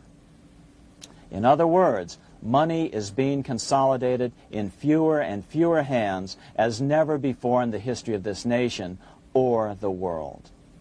Without reform, the American middle class will soon be extinct, leaving only the very rich few and the very many poor, as has already occurred in most of the world. We've been warned of all this by congressmen, presidents, industrialists, and economists down through the years. Religious leaders, too, have seen the danger. About 1898, during the time of William Jennings Bryan, Pope Leo XIII put it this way. On the one side, there is the party which holds the power because it holds the wealth, which has in its grasp all labor and all trade, which manipulates for its own benefit and its own purposes all the sources of supply, and which is powerfully represented in the councils of state itself. On the other side, there is the needy and powerless multitude, sore and suffering. Rapacious usury, which, although more than once condemned by the Church, is nevertheless under a different form, but with the same guilt, still practiced by avaricious and grasping men, so that a small number of very rich men have been able to lay upon the masses of the poor a yoke little better than slavery itself. More recently, during America's Great Depression, Pope Pius XI spoke of the same problem. In our days, not alone is wealth accumulated, but immense power and despotic economic domination is concentrated in the hands of a few. This power becomes particularly irresistible when exercised by those who, because they hold and control money, are able also to govern credit and determine its allotment. For this reason, supplying, so to speak, the lifeblood to the entire economic body and grasping, as it were, in their hands the very soul of the economy, so that no one dare breathe against their will. Educate your friends. Our country needs a solid group who really understand how our money is manipulated and what the solutions really are. Because if a depression comes, there will be those who call themselves conservatives who will come forward advancing solutions framed by the international bankers. Beware of calls to return to a gold standard. Why? Simple. Because never before has so much gold been so concentrated outside of American hands. And never before has so much gold been in the hands of international governmental bodies such as the World Bank and International Monetary Fund. A gold-backed currency usually brings despair to a nation, and to return to it would certainly be a false solution in our case. Remember, we had a gold-backed currency in 1929 and during the first 4 years of the Great Depression.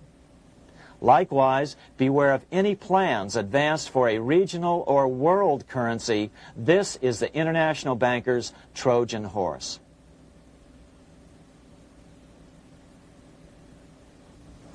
Educate your member of Congress. It only takes a few persuasive members to make the others pay attention. Most congressmen just don't understand the system. Some understand it, but are so influenced by bank-packed contributions that they ignore it, not realizing the gravity of their neglect. We hope we've made a valuable contribution to the national debate on monetary reform. It remains for each man to do his duty, consistent with his state in life. May God give us the light to help reform our nation and ourselves. We say ourselves because ultimately vast multitudes of men are going to be driven more and more to desperation by the accumulation of the world's wealth in fewer and fewer hands. Men will tend to become like their oppressors, selfish and greedy. Rather, let's keep in mind during this period of reform a warning not to lose sight of greater things, as Pope Pius XI put it.